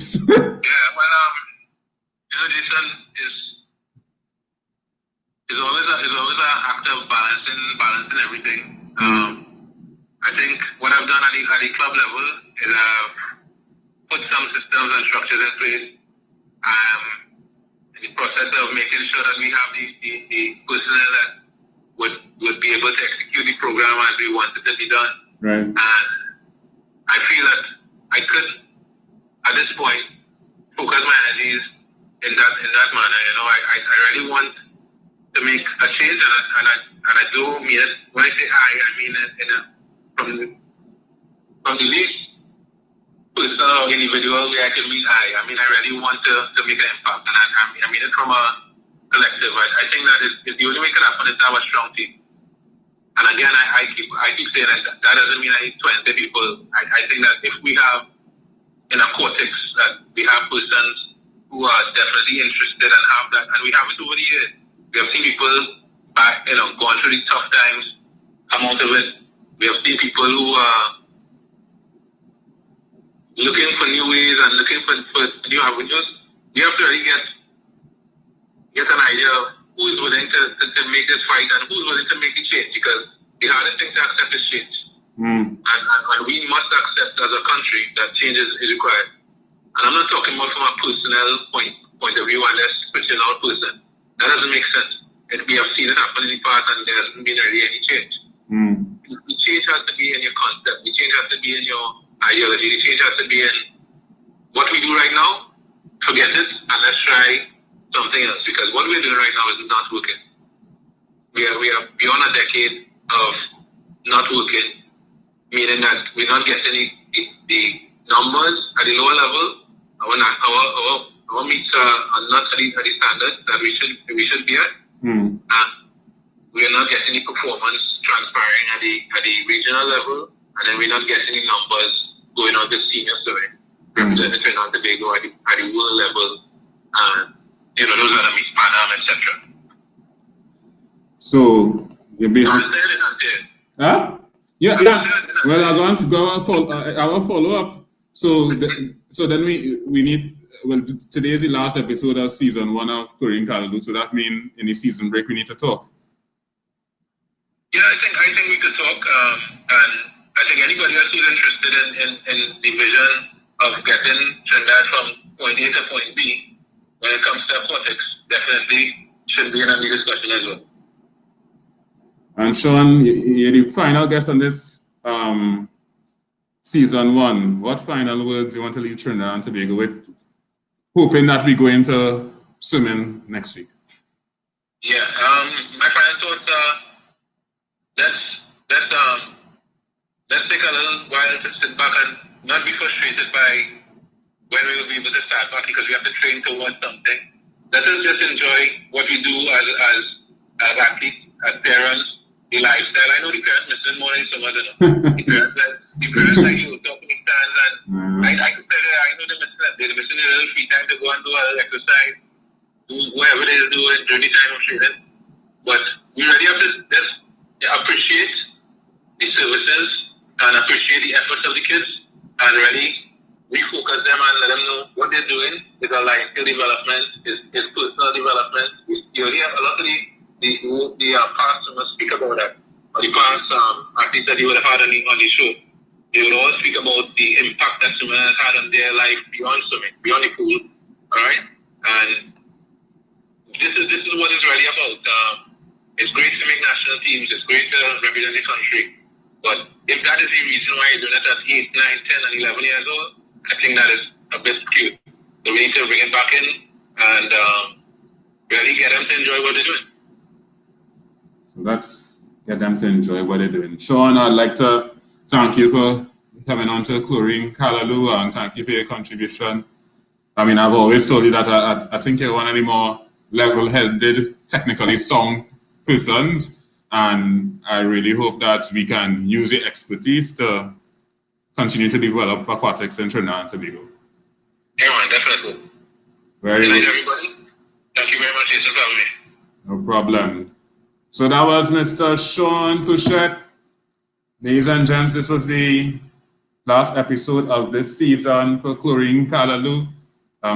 You may ask when the next season is starting. We don't have a definite date as yet, but what you can do is tune in on you can give us feedback of what you would like to see in future programs, what segments you like, what segments you didn't like. I mean, a lot of people know how to reach out to me, so they do message us on our Facebook page, our Instagram page as well, so that we know we can continue working on making a product that, you know, we can be proud of, and to continue to provide education, insight, and even sometimes consolation to persons, and to continue to provide hope to the aquatic fraternity. We hope we have done that over the last 21 episodes. I really like to thank all my partners in this, Asia, Rocky, Shatosa with Sally, and Chris. I think I forget Cindy. Well, Cindy and Chef Cindy Ann. I mean, a lot of people, when I put sous chef, people were saying, Jason, they make a typo, sous is S-O-U-S, but sous chef for Cindy is S-U-E. Also the Nutritional Nugget with Classy Bodies Wellness, they also contributed. I mean, a lot of different people, young and not so young, came together and put together this production, and we're really proud of what we have done so far, and it's only looking up from here. Thank you very much for all those who comment every week, who would call after and, you know, give words of encouragement and, you know, enable that positive discussion that we really need in the fraternity. Thank you very much. And do not forget, on Sunday, remember, swimming pools have been closed for 5 months. We have had a lot of people who have been affected by it, sorry. And we have a lot of people, not just in competitive swimming, but a lot of persons who run facilities that have been affected by this pandemic, and we hope to provide an evening of entertainment for you all, so that we could hopefully provide some consolation for these persons in the weeks to come, so they could have a nice Christmas and, you know, be able to meet their expenses. Thank you very much, and that was episode 21 of Chlorine Callaloo. See you next season. Thank you and have a good night.